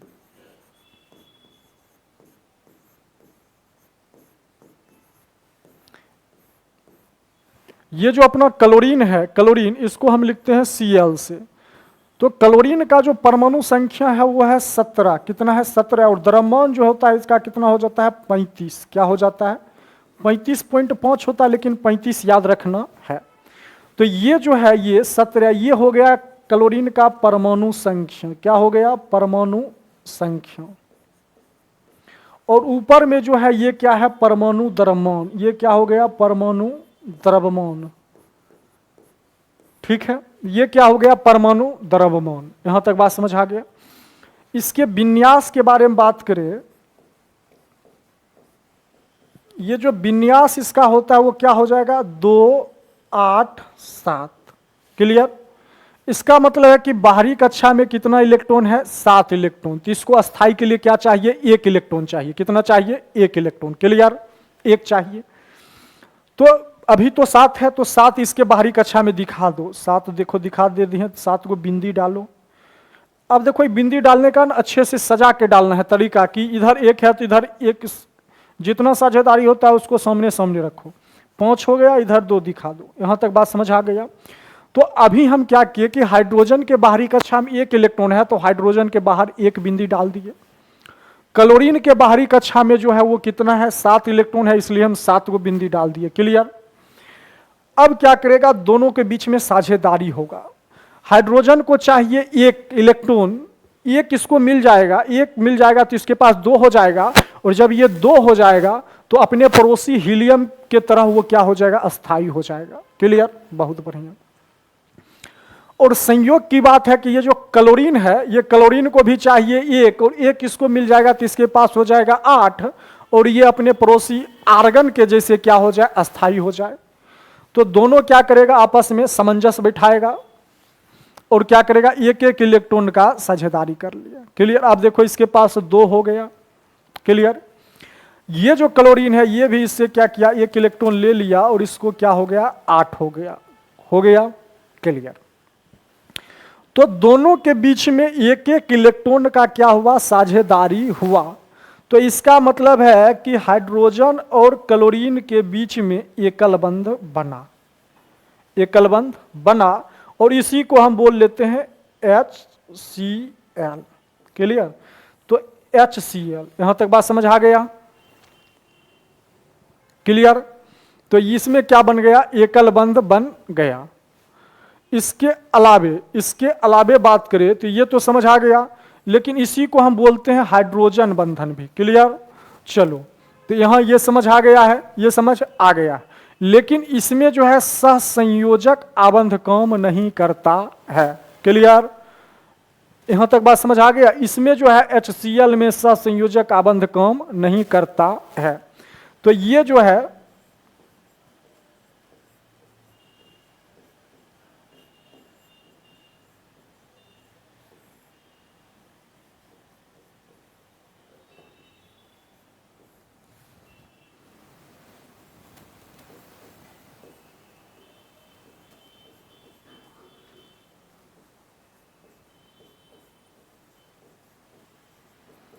तो ये अपना अपवाद में याद रखना है। क्लियर? ये जो है इसमें अपना आयनिक आबंध होता है। कौन सा? आयनिक।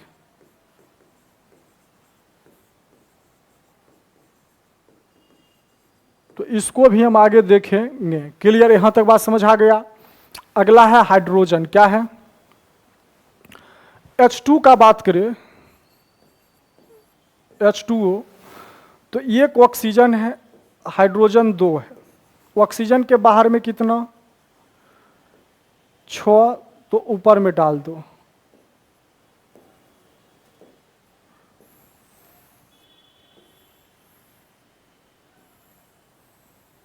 ठीक है, तो यहां दिखाई दे रहा होगा, तो ऑक्सीजन और हाइड्रोजन एक एक इलेक्ट्रॉन बन गया। इसी को हम लिख सकते हैं, क्या लिख सकते हैं? H2O।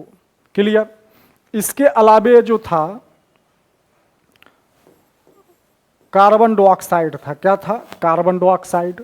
तो कार्बन को बीच में रख दो, एक ऑक्सीजन इधर और एक ऑक्सीजन इधर डाल दो। क्लियर? ऑक्सीजन के बाहरी कक्षा में कितना इलेक्ट्रॉन? तो यहां होता है अपना 6। इसके भी बाहर में कितना? 6।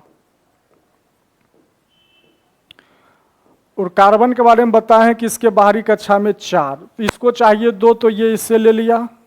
इसको चाहिए, ये इससे ले लिया। कार्बन को चाहिए तो ये सबसे ले लिया। क्लियर?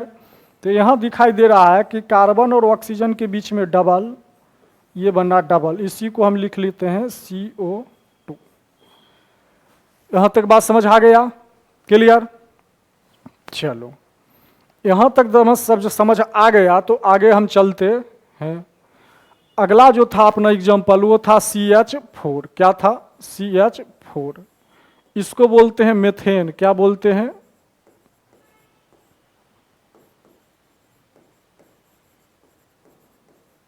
ठीक है, प्राकृतिक गैस में ये पाया जाता है। किस में?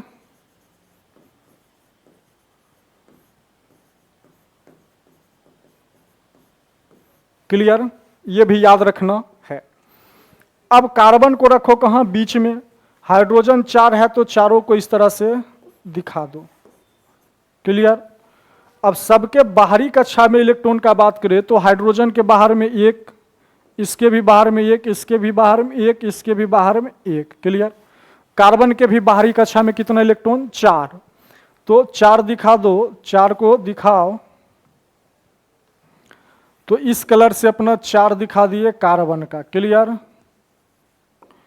अब हाइड्रोजन को चाहिए 2, तो देखो ये 2 ले लिया। इस हाइड्रोजन को 2, यहां भी चाहिए 2, इसको भी 2। तो हाइड्रोजन क्या किया? 2 प्राप्त करके अस्थाई हो गया। अब कार्बन की बारी है। किसका बारी है? कार्बन को चाहिए 8। कितना चाहिए? 8 चाहिए। तो कार्बन क्या करेगा? सबसे एक एक ले लिया, तो इसका भी क्या हो गया? कार्बन भी अस्थाई हो गया। क्लियर? अब जब कार्बन अस्थाई हो गया, तो भाई कैसे बनेगा? एक एक इलेक्ट्रॉन का साझेदारी हुआ है, तो एकल बंध बन जाएगा। ठीक, इसी को अपना लिख सकते हैं CH4। क्लियर?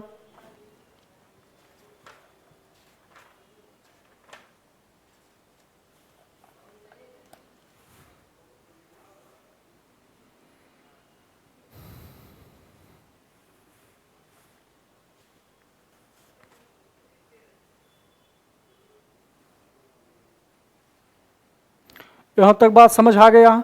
तो ये जो चीज अभी हम पढ़े हैं ये क्या है, सहसंयोजक आबंध का एग्जाम्पल है। अब हम बात कर लेते हैं, अब जो बात करेंगे सहसंयोजक आबंध का गुण के बारे में बात करेंगे। क्या बात करेंगे?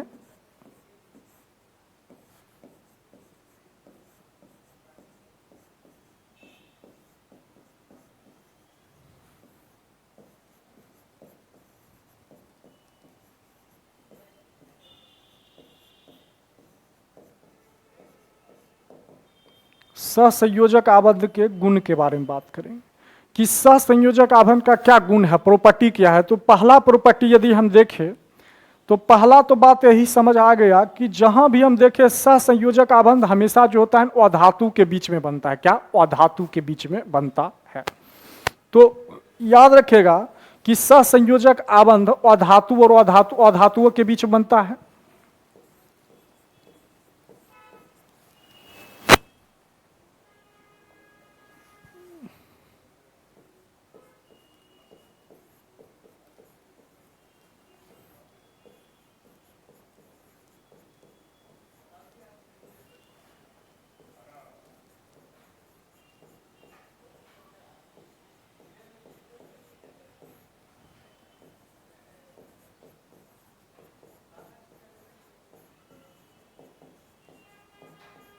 तो पहला गुण समझ आ गया कि असहसंयोजक जो आबंध होगा किसके बीच में बनेगा? अधातुओं के बीच में।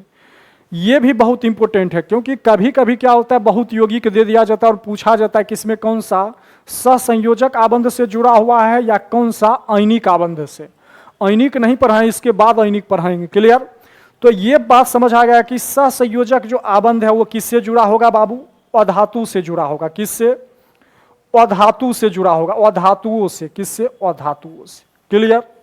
एग्जाम्पल देखो तो एग्जाम्पल में तुमको बता चुके हैं, एग्जाम्पल में बता चुके हैं कि CO2 हो गया, O2 हो गया। ऑक्सीजन भी एक अधातु है, मतलब गैस है लेकिन वह धातु है। क्लियर? इसके अलावे अपना बात करेंगे CH4 हो गया। क्लियर?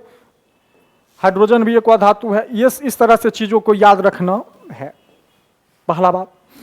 दूसरा बात अगर जो हम ये बात करें, दूसरा चीज ये बात करेंगे कि असहसंयोजक जो आबंध होता है ये पानी में घुलनशील नहीं होता है।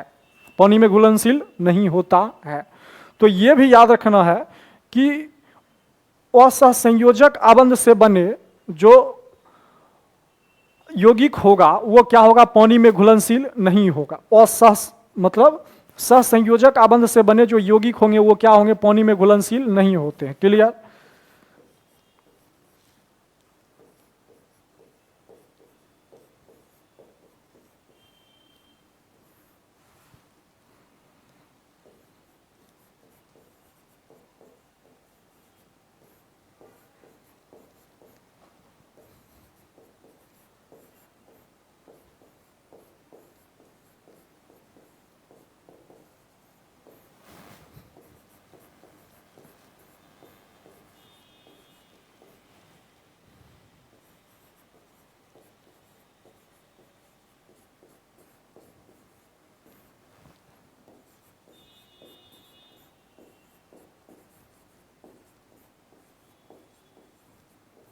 क्लियर? तो ये बात समझ आ गया कि जो सहसंयोजक जो आबंध से बना हुआ यौगिक होगा वो पानी में घुलनशील नहीं होगा। वो पानी में घुलनशील नहीं होता है। क्लियर? और जब पानी में घुलनशील नहीं होगा, पानी में घुलनशील नहीं होता है तो वो क्या होगा? विद्युत का क्या होगा? सुचालक भी नहीं होगा। क्लियर? तो तीसरा बात करें तो ये जो सहसंयोजक आबंध से बना हुआ जो यौगिक है, क्लियर, जो सहसंयोजी यौगिक होगा, सहसंयोजक,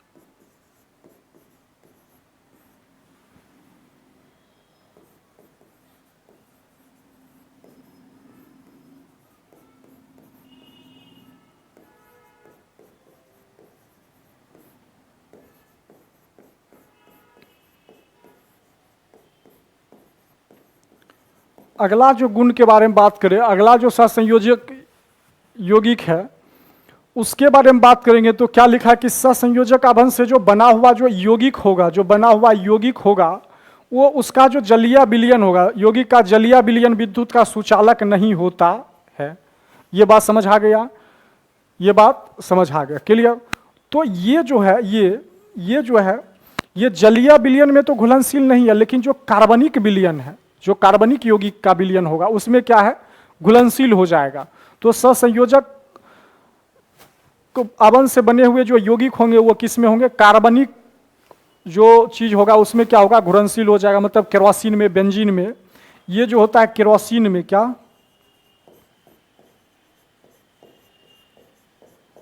केरोसिन हो गया, बेंजीन हो गया, बेंजीन को C6H6 बोलते हैं। तो ये जो कुछ कार्बनिक यौगिक हैं इसमें क्या है, ये घुलनशील होता है, क्लियर। तो ये भी याद रखना है। यहां तक बात समझ आ गया होगा, बढ़िया से देख लो।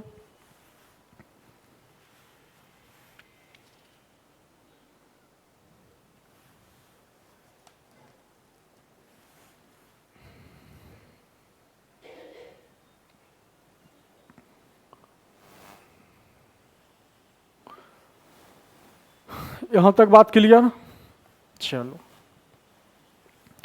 अगला यदि हम बात करें, इसका अगला गुण के बारे में बात करें तो अगला जो गुण है ये क्या कहता है कि सहसंयोजक यौगिक से जो बने, सहसंयोजक आबंध से जो बने हुए यौगिक होंगे वो अमूमन जो होता है ना उसका मेल्टिंग और बॉइलिंग पॉइंट लो होता है। मतलब वो ठोस नहीं होता है, क्या वो ज़्यादा ठोस नहीं होगा, क्लियर।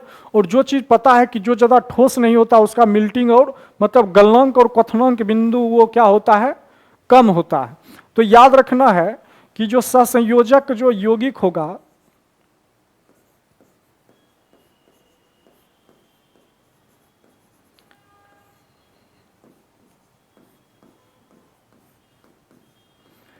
ये जो सहसंयोजक यौगिक होता है, क्लियर, इसका मेल्टिंग और बॉइलिंग पॉइंट क्या होगा, कम होगा। इसका मेल्टिंग और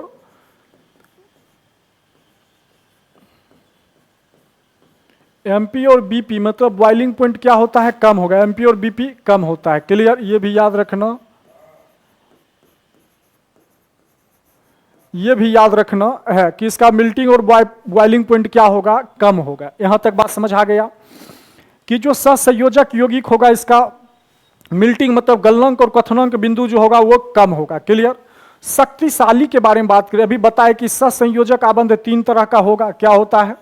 अभी हम बात किए कि ये जो सहसंयोजक आबंध होगा क्या होगा, ये जो सहसंयोजक आबंध होगा, ये जो अपना सहसंयोजक आबंध होता है ये तो हम देख लिए।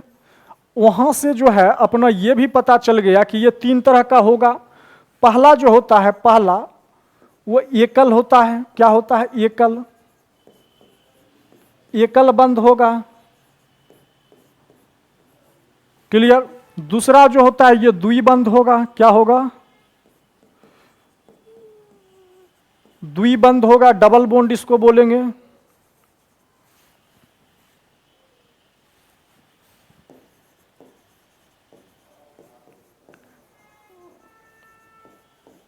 ये होता है द्विबंध। और तीसरा जो पर है वो क्या पर है, त्रियाबंध पढ़े हैं, क्लियर, त्रिबंध पढ़े हैं जिसको ट्रिपल बॉन्ड बोलेंगे, क्लियर। इस तरह से ये 3 तरह का बात किए तो इसका मतलब है कि सहसंयोजक आबंध जो होगा वो कितना तरह का होगा, 3 तरह का। कितना तरह का होगा, 3 तरह का। अब वो 3 तरह का कौन है, एकल हो गया, द्वि हो गया और त्रिबंध हो गया, क्लियर। यहां तक बात समझ आ गया होगा। अब हम यही समझेंगे, अब अगला जो चीज समझेंगे कि ये सहसंयोजक आबंध में ये तीनों में सबसे ज्यादा शक्तिशाली कौन होगा, सबसे ज्यादा शक्तिशाली कौन होगा, क्लियर। सबसे ज्यादा शक्तिशाली कौन होगा। तो जब सबसे ज्यादा शक्तिशाली का बात करेंगे, क्या बात करेंगे, शक्तिशाली का बात करेंगे कि ये तीनों में शक्तिशाली कौन होगा, कौन, शक्तिशाली का बात करेंगे तो शक्तिशाली में जो होगा वो त्रिबंध क्या होगा, त्रिबंध ये ज्यादा होगा, क्या होगा, त्रिबंध क्या होगा, त्रिबंध इसका शक्तिशाली ज्यादा होगा। उसके बाद कौन आ जाएगा, द्विबंध, क्या आ जाएगा, द्विबंध जो है उसके बाद आ जाएगा, लास्ट में कौन आ जाएगा बाबू? एकल बंध। क्या आ जाएगा? एकल, एकल बंध। क्लियर? एकल बंध। तो ये बात भी ध्यान रखना है, शक्तिशाली में जो ट्रिपल बॉन्ड होगा, त्रिबॉन्ड, ये क्या होगा?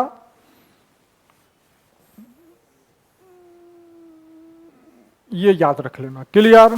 चलो, यहां तक बात समझ आ गया होगा कि सहसंयोजक आबंध तीन तरह का, एकल, द्वि और त्रि होता है। क्लियर किया? शक्तिशाली भी लिख दिए हैं, यहां तक कोई दिक्कत नहीं। चलो,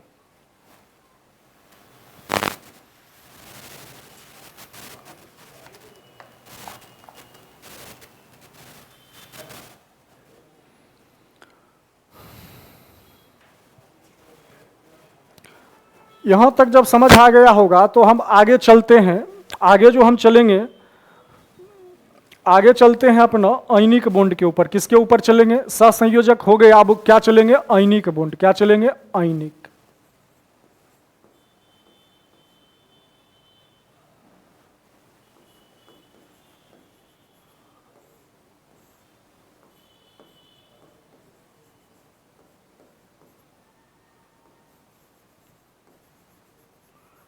अब किस पे चलेंगे? आयोनिक बॉन्ड पे। क्लियर?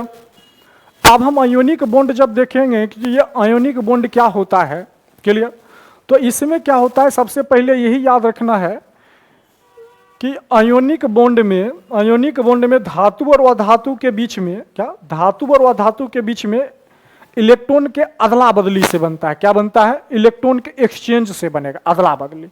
कोई धातु उसको इलेक्ट्रॉन दे देगा, कोई इससे ले लेगा। क्लियर? बात समझ आ गया?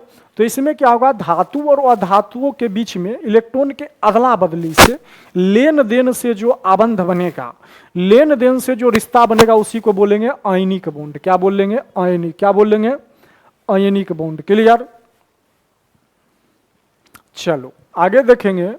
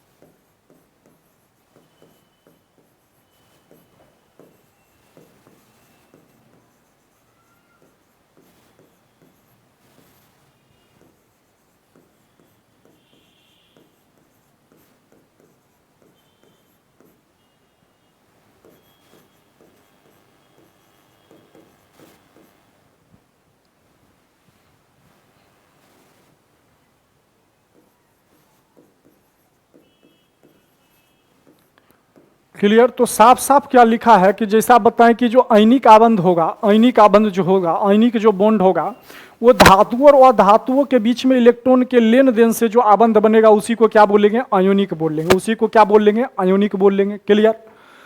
तो आगे ध्यान रखना है, आगे यदि हम इसका कुछ एग्जाम्पल के ऊपर चर्चा करें, एग्जाम्पल के ऊपर में चर्चा करें, तो सबसे बढ़िया जो इसका एग्जाम्पल पता है कि अगर जो सोडियम क्लोराइड है, क्या है? Sodium chloride. क्लियर? तो हम अपना जो कॉन्सेप्ट बताएं उसमें बताएं धातु और अधातु के बीच में। तो ये जो सोडियम है, ये क्या है बाबू? ये सोडियम अपना है धातु। क्या है? धातु। और क्लोरीन जो है ये एक अधातु है, ये एक अधातु। अब यही तो तुमको सिखाए थे, अधातु, यही तो सिखाए थे कि धातु और अधातु के बीच में जो बंध बनेगा वो क्या होगा? आयनिक होगा। वो क्या होगा? आयनिक होगा। यहां तक बात क्लियर? तो यहां भी वही देख रहे हैं। अब देखते हैं कैसे बनेगा। तो आयनिक आबंध में इलेक्ट्रॉन का लेन देन होता है। क्या होता है? लेन और देन। क्लियर? इसमें से एक देगा, दूसरा लेगा। क्लियर? तो देखो, ये है अपना सोडियम, ये है अपना क्लोरीन। क्लियर? सबको पता है कि सोडियम का जो परमाणु संख्या होता है वो कितना होगा? 11। यहां देख लो, ये जो सोडियम है इसका परमाणु संख्या 11, द्रव्यमान इसका 23। विन्यास का बात करें तो 2, 8, 1, ये सबको पता है, ये पता होना चाहिए। क्लोरीन के बारे में बात करें तो क्लोरीन को पता है 17 और ये होता है 35.5। क्लियर। विन्यास कितना 2, 8 और 7। क्लियर।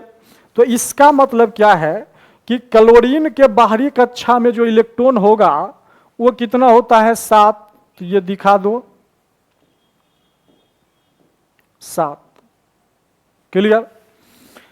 सोडियम के बाहरी कक्षा में होगा 1 इलेक्ट्रॉन। क्लियर। अभी इसका विन्यास है 2, 8, 1, इसका विन्यास है 2, 8, 7। ठीक है। अब देखो बाबू, ये सोडियम यदि 1 इलेक्ट्रॉन दे दिया तो इसका विन्यास 2 और 8 हो जाएगा, मतलब 8 बाहरी कक्षा में हो गया तो वो क्या हो जाएगा अस्थाई, यही पढ़ाए हैं। और इसको 1 मिल गया तो 7 है, पहले से 1 दे दिया तो 8 हो जाएगा, ये भी क्या हो जाएगा आर्गन की तरह अस्थाई हो जाएगा। क्लियर। तो ये क्या करता है, सोडियम क्या करेगा, सोडियम अपने बाहरी कक्षा में जो इलेक्ट्रॉन है ये 1 इलेक्ट्रॉन क्या करेगा इसको दे दिया। क्लियर। जब 1 इलेक्ट्रॉन इसको दे दिया तो देने के बाद इस पे क्या हो जाता है प्लस आ जाएगा। क्लियर। और इसके बीच में एक बंध बनेगा और ये क्लोरीन के ऊपर आ जाएगा माइनस। क्लियर। समझ आ गया। और जब ये यौगिक बन जाता है प्लस माइनस को दिखाते नहीं है, ये बन गया NaCl। क्लियर। अब सवाल उठता है कि गुरुदेव ये यहाँ प्लस का साइन कैसे आ गया, यही तो खेल है, प्लस का साइन कैसे आ गया। तो देखो, तुमको पता है कि सोडियम परमाणु में जितना ऑक्सीजन होगा उतना ही क्या होगा, जितना इलेक्ट्रॉन होगा उतना ही क्या होगा प्रोटॉन होगा। ये जो सोडियम परमाणु है जितना इसमें इलेक्ट्रॉन होगा उतना ही प्रोटॉन होगा, ये बात मानते हो ना। हाँ चलो, क्योंकि तुमको पता है कि कोई भी परमाणु जब उदासीन होता है, कोई भी परमाणु जब उदासीन होगा, अगर जो यहां हम लिखे परमाणु अगर जो उदासीन है, क्या है बाबू, परमाणु अपना उदासीन है, क्या है उदासीन का मतलब है कि उस पर कोई आयन नहीं हो, चार्ज नहीं हो, ये प्लस माइनस का चिन्ह नहीं हो, तो उदासीन होता है। तो इलेक्ट्रॉन जो होता है, इलेक्ट्रॉन की संख्या ये प्रोटॉन की संख्या के बराबर होता है। ये बात पता है कि जब उदासीन होगा, जब कोई परमाणु उदासीन होगा मतलब उस पर न तो प्लस का साइन हो ना माइनस का साइन हो, तो उदासीन परमाणुओं में इलेक्ट्रॉन की संख्या और प्रोटॉन की संख्या बराबर होगा। सिंपल सी बात है। तो इसमें जो है, इसमें भी क्या होगा 11 इलेक्ट्रॉन होगा। कितना होगा 11 इलेक्ट्रॉन। प्रोटॉन भी क्या होगा 11 होगा। ये तो पता है। कहेगा गुरुदेव ये तो पता है, लेकिन क्या बात क्या है ये तो बताइए। तो बात तुमको पता होगा कि इलेक्ट्रॉन जो होता है उस पे होता है माइनस चार्ज, मतलब इलेक्ट्रॉन जो होता है वो निगेटिव होता है और प्रोटॉन जो होता है पॉजिटिव। इसका मतलब है कि इलेक्ट्रॉन जो होगा वो निगेटिव 11 होगा। क्लियर। यहाँ जो होगा वो माइनस में इलेक्ट्रॉन पे चार्ज 11 है और ये होगा प्लस में 11। क्लियर। अब प्लस माइनस मिल करके दोनों एक दूसरे को प्रभाव को खत्म कर दिया, तब तो ये 0 आएगा, तब तो ये उदासीन हो जाएगा। क्लियर। समझ गया। लेकिन यहां देखो 1 इलेक्ट्रॉन दे दिया, तब इसमें जो इलेक्ट्रॉन बचेगा, ये इलेक्ट्रॉन इसमें जो बचेगा वो क्या बचेगा 2 और 8 इलेक्ट्रॉन हो गया यहां 10 इलेक्ट्रॉन यहां हो गया 10। लेकिन बाबू प्रोटॉन तो 11 ही है, क्योंकि रासायनिक अभिक्रिया में प्रोटॉन भाग नहीं लेता है। रासायनिक अभिक्रिया में कौन भाग लेगा, इलेक्ट्रॉन। तो यहां तो इलेक्ट्रॉन हो गया 10 और यहां हो गया 11। क्लियर। अब ये 10 जो है ये होगा निगेटिव चार्ज है तो माइनस में, और ये होगा प्लस में। अब गणित तो थोड़ा बहुत पता होगा कि प्लस 11 में माइनस 10 घटा दो तो प्लस का ही साइन आएगा। तो इसलिए 1 इलेक्ट्रॉन दे दिया तो इस पे आ गया प्लस साइन, और उसी तरह इसमें इलेक्ट्रॉन बढ़ गया। यहां देखो, यहां अगर जो थोड़ा देखो तो ये क्लोरीन का बात करें, क्लोरीन पहले इसका था 2, 8, 7, अब इसका क्या हो गया विन्यास 2, 8, 8। क्लियर। मतलब इलेक्ट्रॉन इसमें आ गया 18। क्लियर। लेकिन प्रोटॉन तो इसमें होगा 17 ही। क्लियर। तो ये 17 ये 18 जो है ये क्या है माइनस में, और ये पॉजिटिव चार्ज रहता है इसलिए ये क्या है प्लस में। अब -18 और +17 तुमको पता है क्या होता है माइनस, तो इसलिए इस पे क्या साइन आ गया माइनस का। ठीक है, समझ आ गया।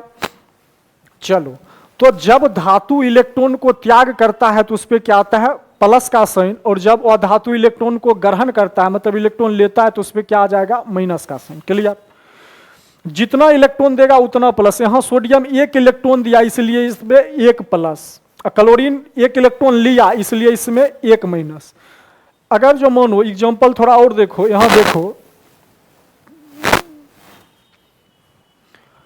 तो NaCl, तो ये बात समझ आ गया था कि Na और Cl के बीच में इलेक्ट्रॉन के लेन देन से बंध बना। तो इसमें कौन सा बंध बन गया था आयनिक बंध। क्या बना था आयनिक बंध। क्या बना था आयनिक। इसमें कौन सा बंध बना था, इसमें बना था अपना आयनिक बंध। क्या बना था आयनिक बंध। यहां तक बात क्लियर। चलो, आयनिक बंध जब समझ आ गया तो कुछ बात और हम समझते हैं। हम ये समझ लेते हैं कि मान लो ये सोडियम है, इस पे +1 साइन है, इसका मतलब 1 इलेक्ट्रॉन को क्या कर दिया त्याग किया। त्याग कर दिया कितना इलेक्ट्रॉन 1 इलेक्ट्रॉन त्याग किया। क्लियर, तो त्याग कितना किया 1 इलेक्ट्रॉन का। कितना इलेक्ट्रॉन का 1 इलेक्ट्रॉन का। क्लियर, 1 प्लस है तो 1 इलेक्ट्रॉन का क्या कर दिया त्याग दिया, मतलब दूसरे को दे दिया। इसी सोडियम पे अगर 2 गो प्लस रहे, क्लियर, तो इसका मतलब है कि कितना इलेक्ट्रॉन को त्याग दिया, इसका मतलब है ये 2 इलेक्ट्रॉन को त्याग दिया। क्लियर, अगर जो इसी सोडियम पे +3 दे दे मतलब 3, इसका मतलब कितना इलेक्ट्रॉन त्याग दिया 3 इलेक्ट्रॉन को। कितना 3 इलेक्ट्रॉन को। क्लियर, तो ये बात समझ आना चाहिए। क्लियर, तो यहां तक बात समझ आ गया कि जितना इलेक्ट्रॉन धातु त्यागता है उस पर उतना क्या आ जाता है प्लस का साइन आता है। इसके बाद एक चीज और लिखना है कि धातु का गुण होता है इलेक्ट्रॉन त्यागने का। क्या,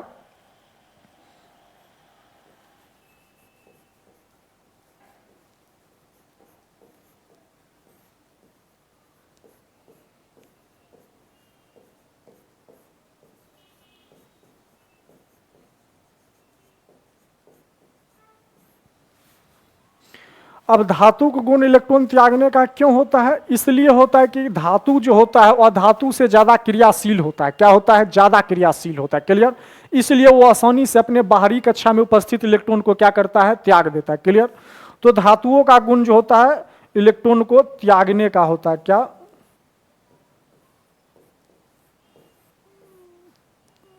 त्यागने का। क्लियर, ये बात याद रखना है। समझ आ गया। अगला हम अगर जो बात करें क्लोरीन के बारे में, किसके बारे में क्लोरीन।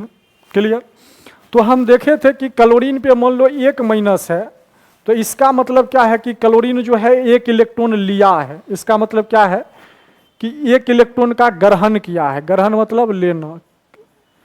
कितना इलेक्ट्रॉन ग्रहण किया, ग्रहण किया है कितना 1 इलेक्ट्रॉन को। कितना बाबू 1 इलेक्ट्रॉन। तो 1 माइनस है तो इसका मतलब क्या है कि 1 इलेक्ट्रॉन को ग्रहण किया है। 1 इलेक्ट्रॉन को ग्रहण किया है। क्लियर, 1 इलेक्ट्रॉन को ग्रहण किया है। क्लियर, अगर जो इसी क्लोरीन पे 2 माइनस रहे तो इसका मतलब कितना ग्रहण किया है, इसका मतलब है कि 2 इलेक्ट्रॉन को क्या किया है ग्रहण किया है। क्लियर, 3 रहे तो 3 इलेक्ट्रॉन 4 4। ये बात समझ आ गया। तो यहां से ये बात समझ आ गया कि ये जो क्लोरीन है ये क्या है अधातु। क्या है बाबू अधातु। क्लियर, और ये सोडियम जो है ये क्या है अपना धातु है। ये क्या है धातु। ठीक है, ठीक है। अब देखो ये प्लस माइनस का आ जाएगा तो ये अब जो है ये अब बन गया सोडियम आयन। क्या बन गया बाबू, ये अब बन गया सोडियम आयन। क्या बन गया सोडियम आयन। ठीक है, ये जो आवेशित वाला चार्ज होता है, ये जो आवेश होता है प्लस माइनस को आवेश बोलते हैं, इंग्लिश में चार्ज बोलते हैं। तो आवेशित कण को ही आयन बोलते हैं। आवेशित कण को क्या बोलेंगे आयन बोलेंगे। तो ये सोडियम आयन हो गया और ये हो गया अपना क्लोरीन आयन। ये क्या हो गया, ये अपना हो गया क्लोरीन आयन। क्या हो गया आयन। यहां तक बात समझ आ गया। आयन के बारे में नहीं पता है तो आयन बोलते हैं आयन। क्लियर। आवेशित कण को क्या, आवेशित,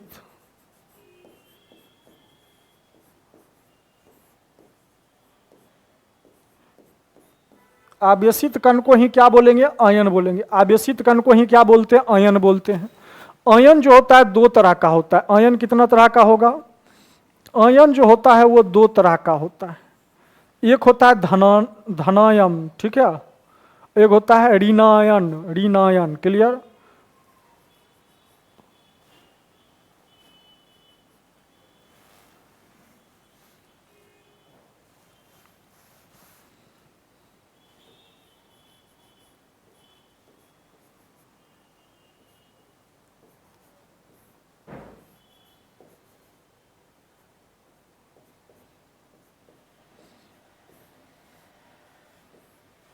क्लियर। एक होता है धनायम, एक होता है ऋणायम। क्लियर। इस पे होगा पॉजिटिव और इस पे क्या होता है, निगेटिव। क्लियर। यहां तक बात समझ आ गया। तो ये जो हो गया, ये वाला हो गया धनायम, ये हो गया ऋणायम। यहां तक बात क्लियर। चलो अगला अगर जो कुछ बात करे, अगला अगर जो बात करे तो अगला चीज क्या है, अगला चीज यही है कि जो अधातु होता है, अधातु में इलेक्ट्रॉन ग्रहण करने की क्षमता होती है। क्या होती है, अधातुओं में इलेक्ट्रॉन को ग्रहण करने की क्षमता होती है। तो हम लिख देते हैं कि जो अधातु होती है,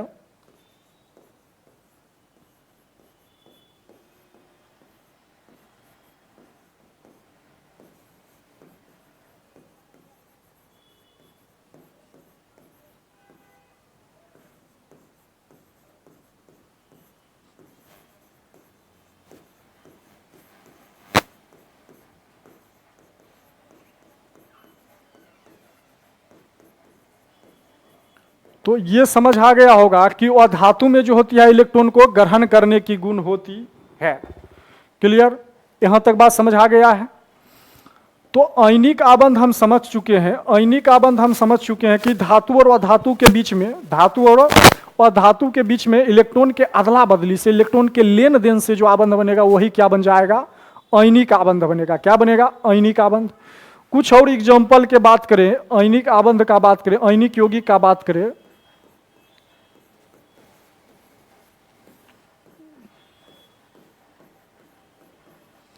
कुछ अपना आयनिक यौगिक का बारे में बात करेंगे।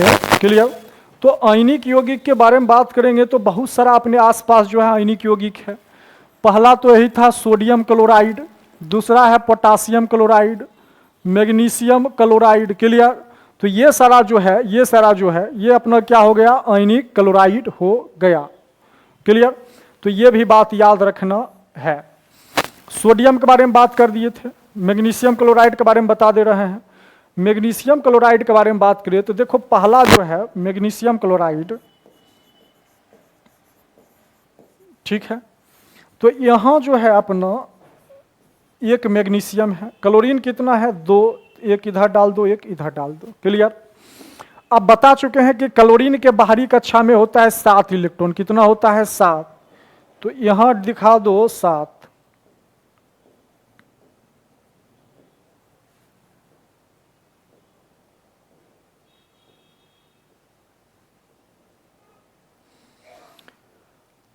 मैग्नीशियम का होता है बाहरी कक्षा में 2 इलेक्ट्रॉन। क्लियर।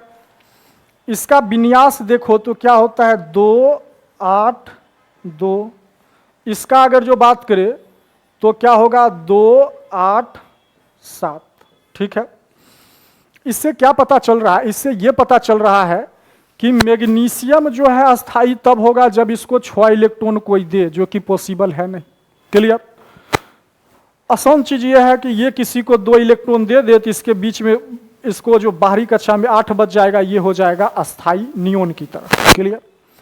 और इसके पास 7 है, 1 का जरूरत है। तो ये क्या करेगा, ये मैग्नीशियम क्या किया, मैग्नीशियम क्या करेगा, मैग्नीशियम 1 दे दिया इस क्लोरीन को, 1 इलेक्ट्रॉन दे दिया इस क्लोरीन को। क्लियर। तो यहां से क्या हो जाएगा, मैग्नीशियम के ऊपर +2 आ गया क्योंकि 2 इलेक्ट्रॉन दे दिया। क्लियर। और क्लोरीन के बीच में ये बंध बन गया, यहाँ एक दे दो और यहाँ एक डाल दो, और यही आपस में मिल करके क्या बन जाता है, MgCl2।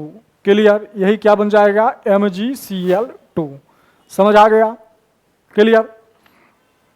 तो देखो आयनिक आबंध इसको बोलते हैं, दो आयन आपस में मिलके क्या बना लिया, बंध बना लिया, इसलिए इसको क्या बोलते हैं, आयनिक आबंध। क्लियर, यहां तक बात समझ आ गया। चलो अगला यदि बात करें तो KCl भी है, क्या है, KCl भी है। बहुत सारे आयनिक यौगिक हमारे आसपास हैं। क्लियर, चलो अब कुछ आयनिक यौगिक की विशेषता बात कर लेते हैं। क्या बात कर लेते हैं, आयनिक यौगिक का विशेषता। क्या बात कर लेते हैं, आयनिक बंधन की विशेषता।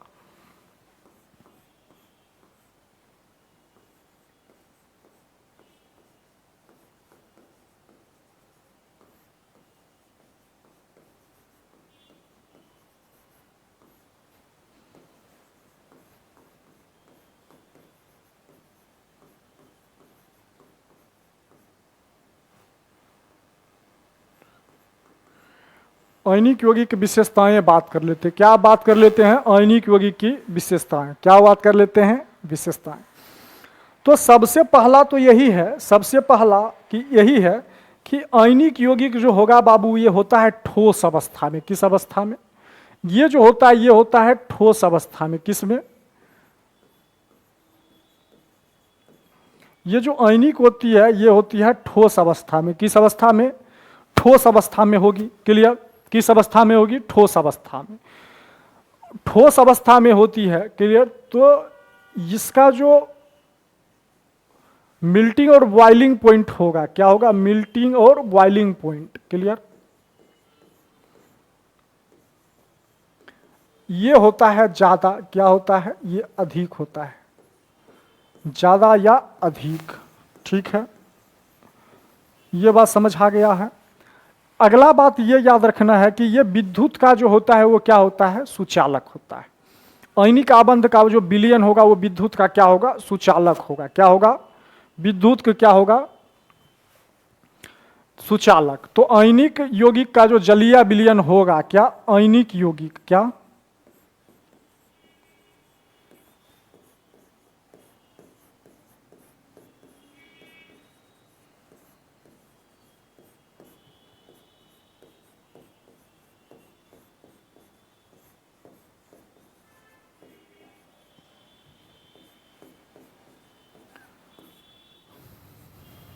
आयनिक यौगिक का जो जलीय विलयन होगा वो क्या होता है, विद्युत का सुचालक। क्लियर,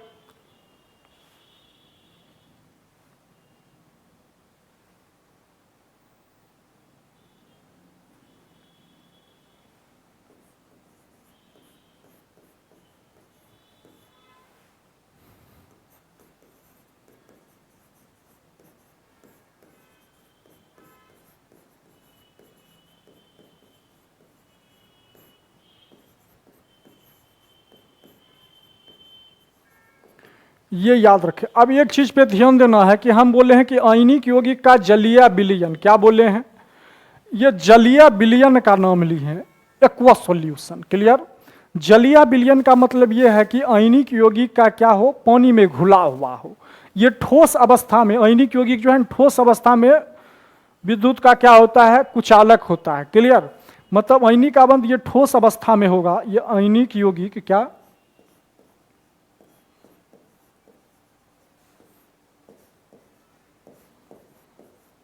ये जो अपना बाबू आयनिक यौगिक जो है, आयनिक यौगिक ये अगर जो ठोस अवस्था में हो, ठोस अवस्था, ठोस अवस्था में जो होता है ये क्या होता है बाबू, ये ठोस अवस्था में होता है विद्युत का कुचालक। क्या होगा, ठोस अवस्था में विद्युत का क्या होता है, कुचालक। ये याद रखना है, कुचालक। क्लियर, ये क्या होता है, कुचालक। मतलब क्या है कि घर में जो पड़ा हुआ जो नमक है, सोडियम क्लोराइड जो है, अगर जो सोडियम क्लोराइड जो हमारे घर में है वो ठोस अवस्था में होता है, और उसमें अगर जो हम विद्युत को प्रवाह करेंगे तो बिल्कुल भी नहीं होगा। क्लियर, वही बात कर रहे हैं।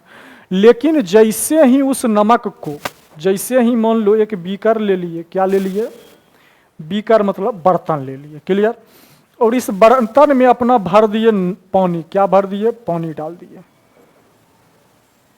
ये बर्तन में क्या डाल दिए? ये बर्तन में अपना डाल दिए पानी। क्लियर? जैसे ही इस पानी में 2-4 स्पून 2-4 चम्मच यदि हम क्या डाल दे? नमक डाल दे। क्या डाल दे? नमक डाल दे। क्या डाल दे? क्या डाल दे? ये नमक डाल दिए इसमें। क्या डाल दिए? नमक डाल दिए। नमक डाल दिए। ये क्या है अपना? नमक। नमक डाल दिए। नमक डालने के बाद बढ़िया से इसको मिला दिए। मिलाने उलाने के बाद, मिलाने उलाने के ये जो बाद जो है ये एक बिलियन बन गया। ये क्या बन गया? बिलियन बना। क्या बना?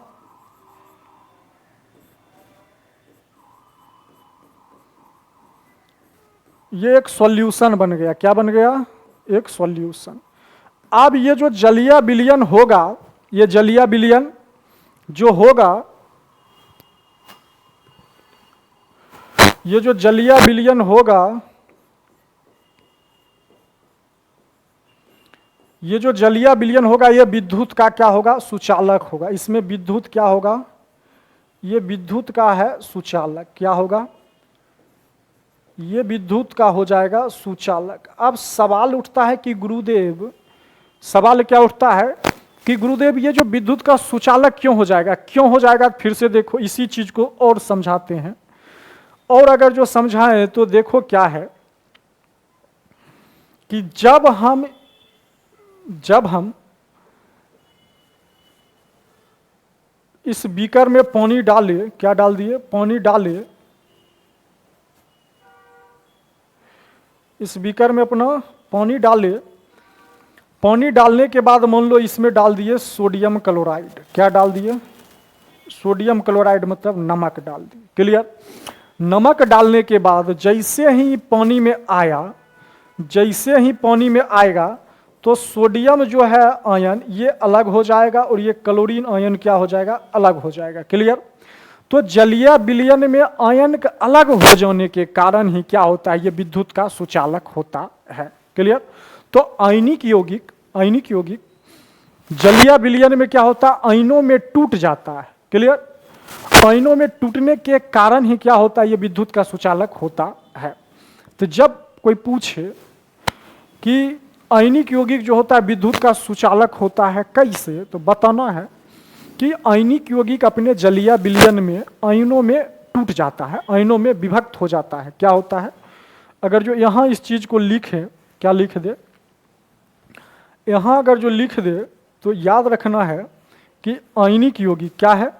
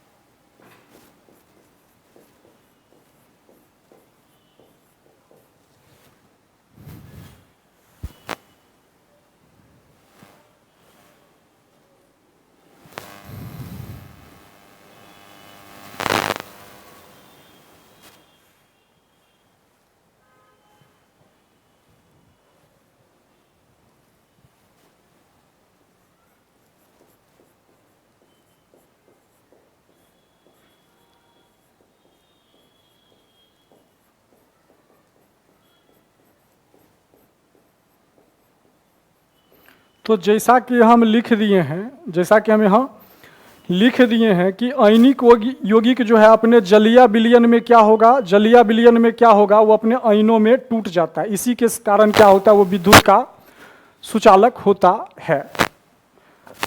तो एक बार इसको अच्छे से बढ़िया से देख लो क्या है क्या नहीं है। क्लियर?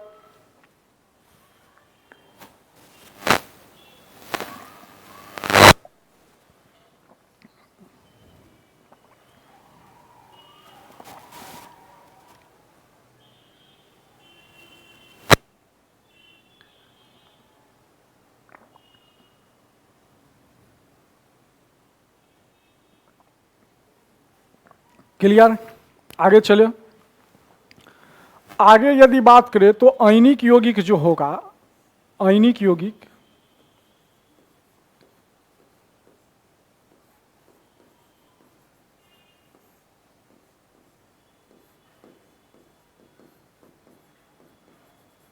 ये जल में घुलनशील होता है। ये क्या होगा, जल में घुलनशील होता है। क्या होता है, जल में घुलनशील होता है।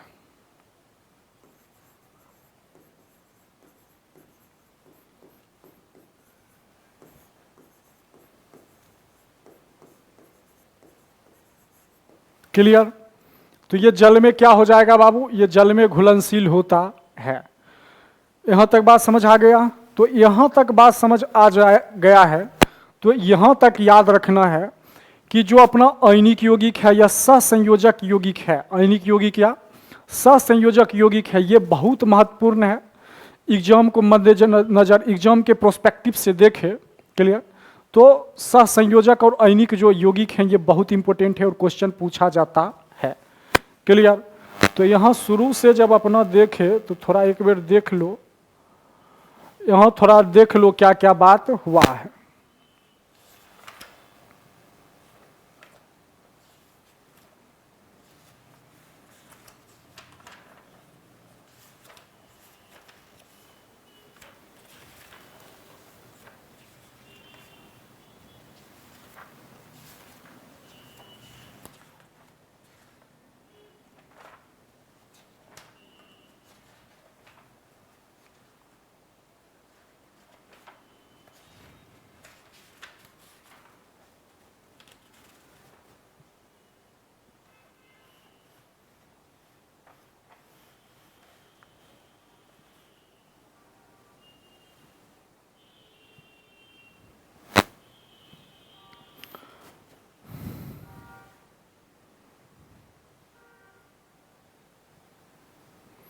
चलो यहां तक देख लिए। अगला जो अपना है यहां तक अपना हो गया है कंप्लीट। क्लियर? यहां तक हो गया है कंप्लीट। अब जो है क्लास इससे आगे अगले दिन किया जाएगा इसी चैप्टर को, क्योंकि एक दिन में पूरा खत्म कर लेना मेरे लिए पॉसिबल नहीं है। क्लियर? क्योंकि ये 5 से 7 घंटा 10 घंटा का ये पूरा चैप्टर है। क्लियर? तो इसके बाद जो है कल, हाँ, 2 से 3 दिन में इसको पक्का बढ़िया से कंप्लीट कर लेंगे जो क्वेश्चन अपना पूछा जाता है। क्लियर? इससे आगे जल्दी जल्दी होगा, बहुत आसान चीज है। यही थोड़ा क्या था, डायनेमिक चीज था जो हमको समझना था। क्लियर? तो यहाँ तक पूरा बढ़िया से पढ़ लेना है। क्लियर? अब जो है हम अपने अगले क्लास में मिलेंगे। तब तक आप अपना और अपने को ख्याल रखिएगा। धन्यवाद।